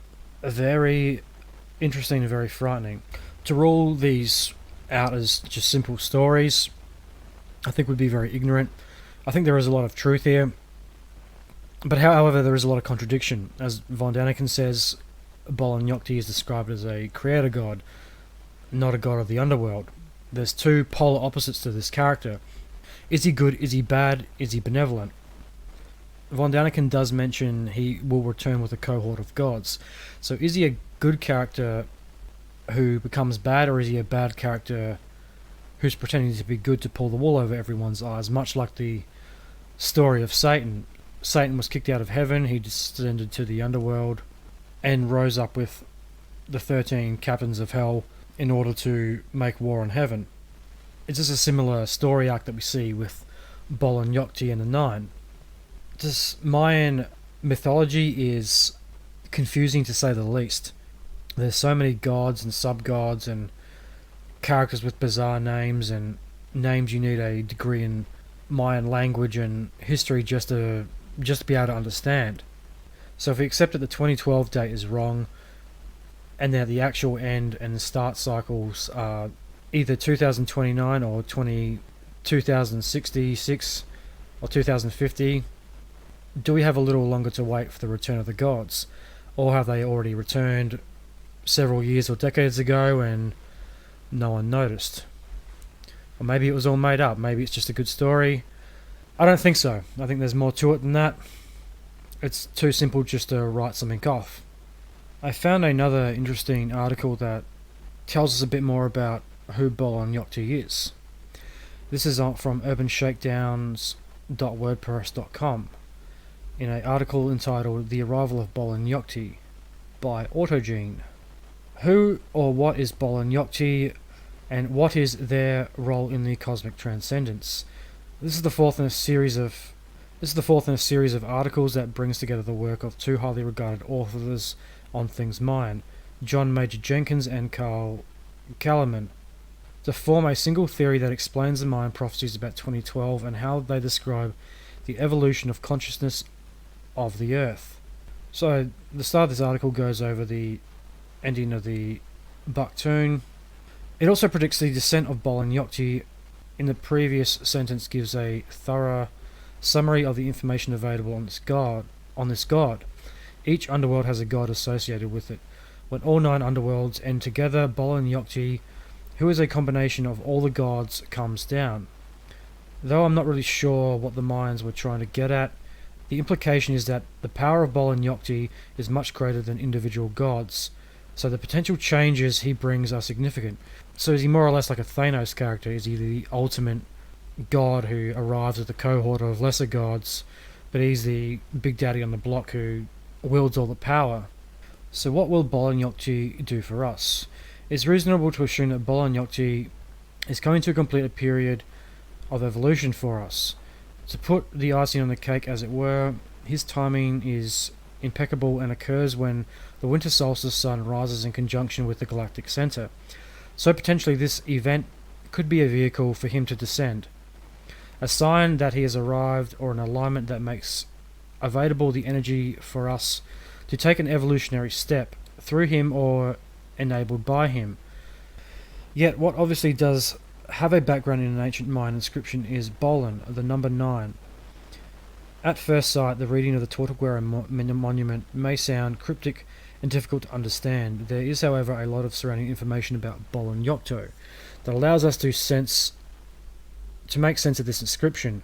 Crucial to understanding is that Bolon Yokte is a 9 support or 9-step entity of period endings.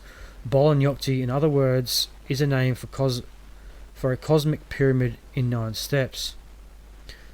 Though extensive factual verification, this pyramid has been shown to symbolize the 9 levels of evolution the universe undergoes on its climb to the highest state of consciousness.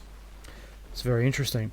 You can also make a direct link back to Decoding Buktun, where they describe the pyramid of Chichen Itza as being 9 levels, representing the 9 levels of the universe, the world and the underworld. Is Bolon Yokte the physical form of the 9 levels of the universe? Is this just an easier way to describe who or what he is? Is he a good guy? Is he a bad guy? I guess we'll never know. Is he going to return? Are the gods going to return?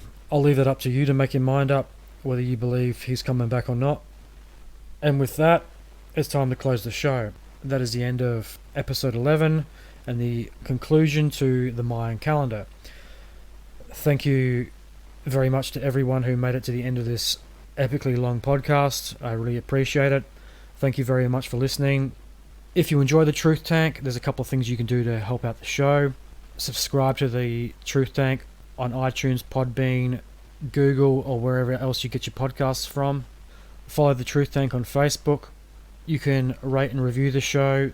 The Truth Tank needs some reviews to get some more notice through iTunes, so if you could spare the time and leave a review, that would be greatly appreciated. If you know of any friends or family or any co-workers that you think might enjoy the Truth Tank, spread it around, share it around, get the word out. 2020 is the year of the tank, and I need your help to grow the show.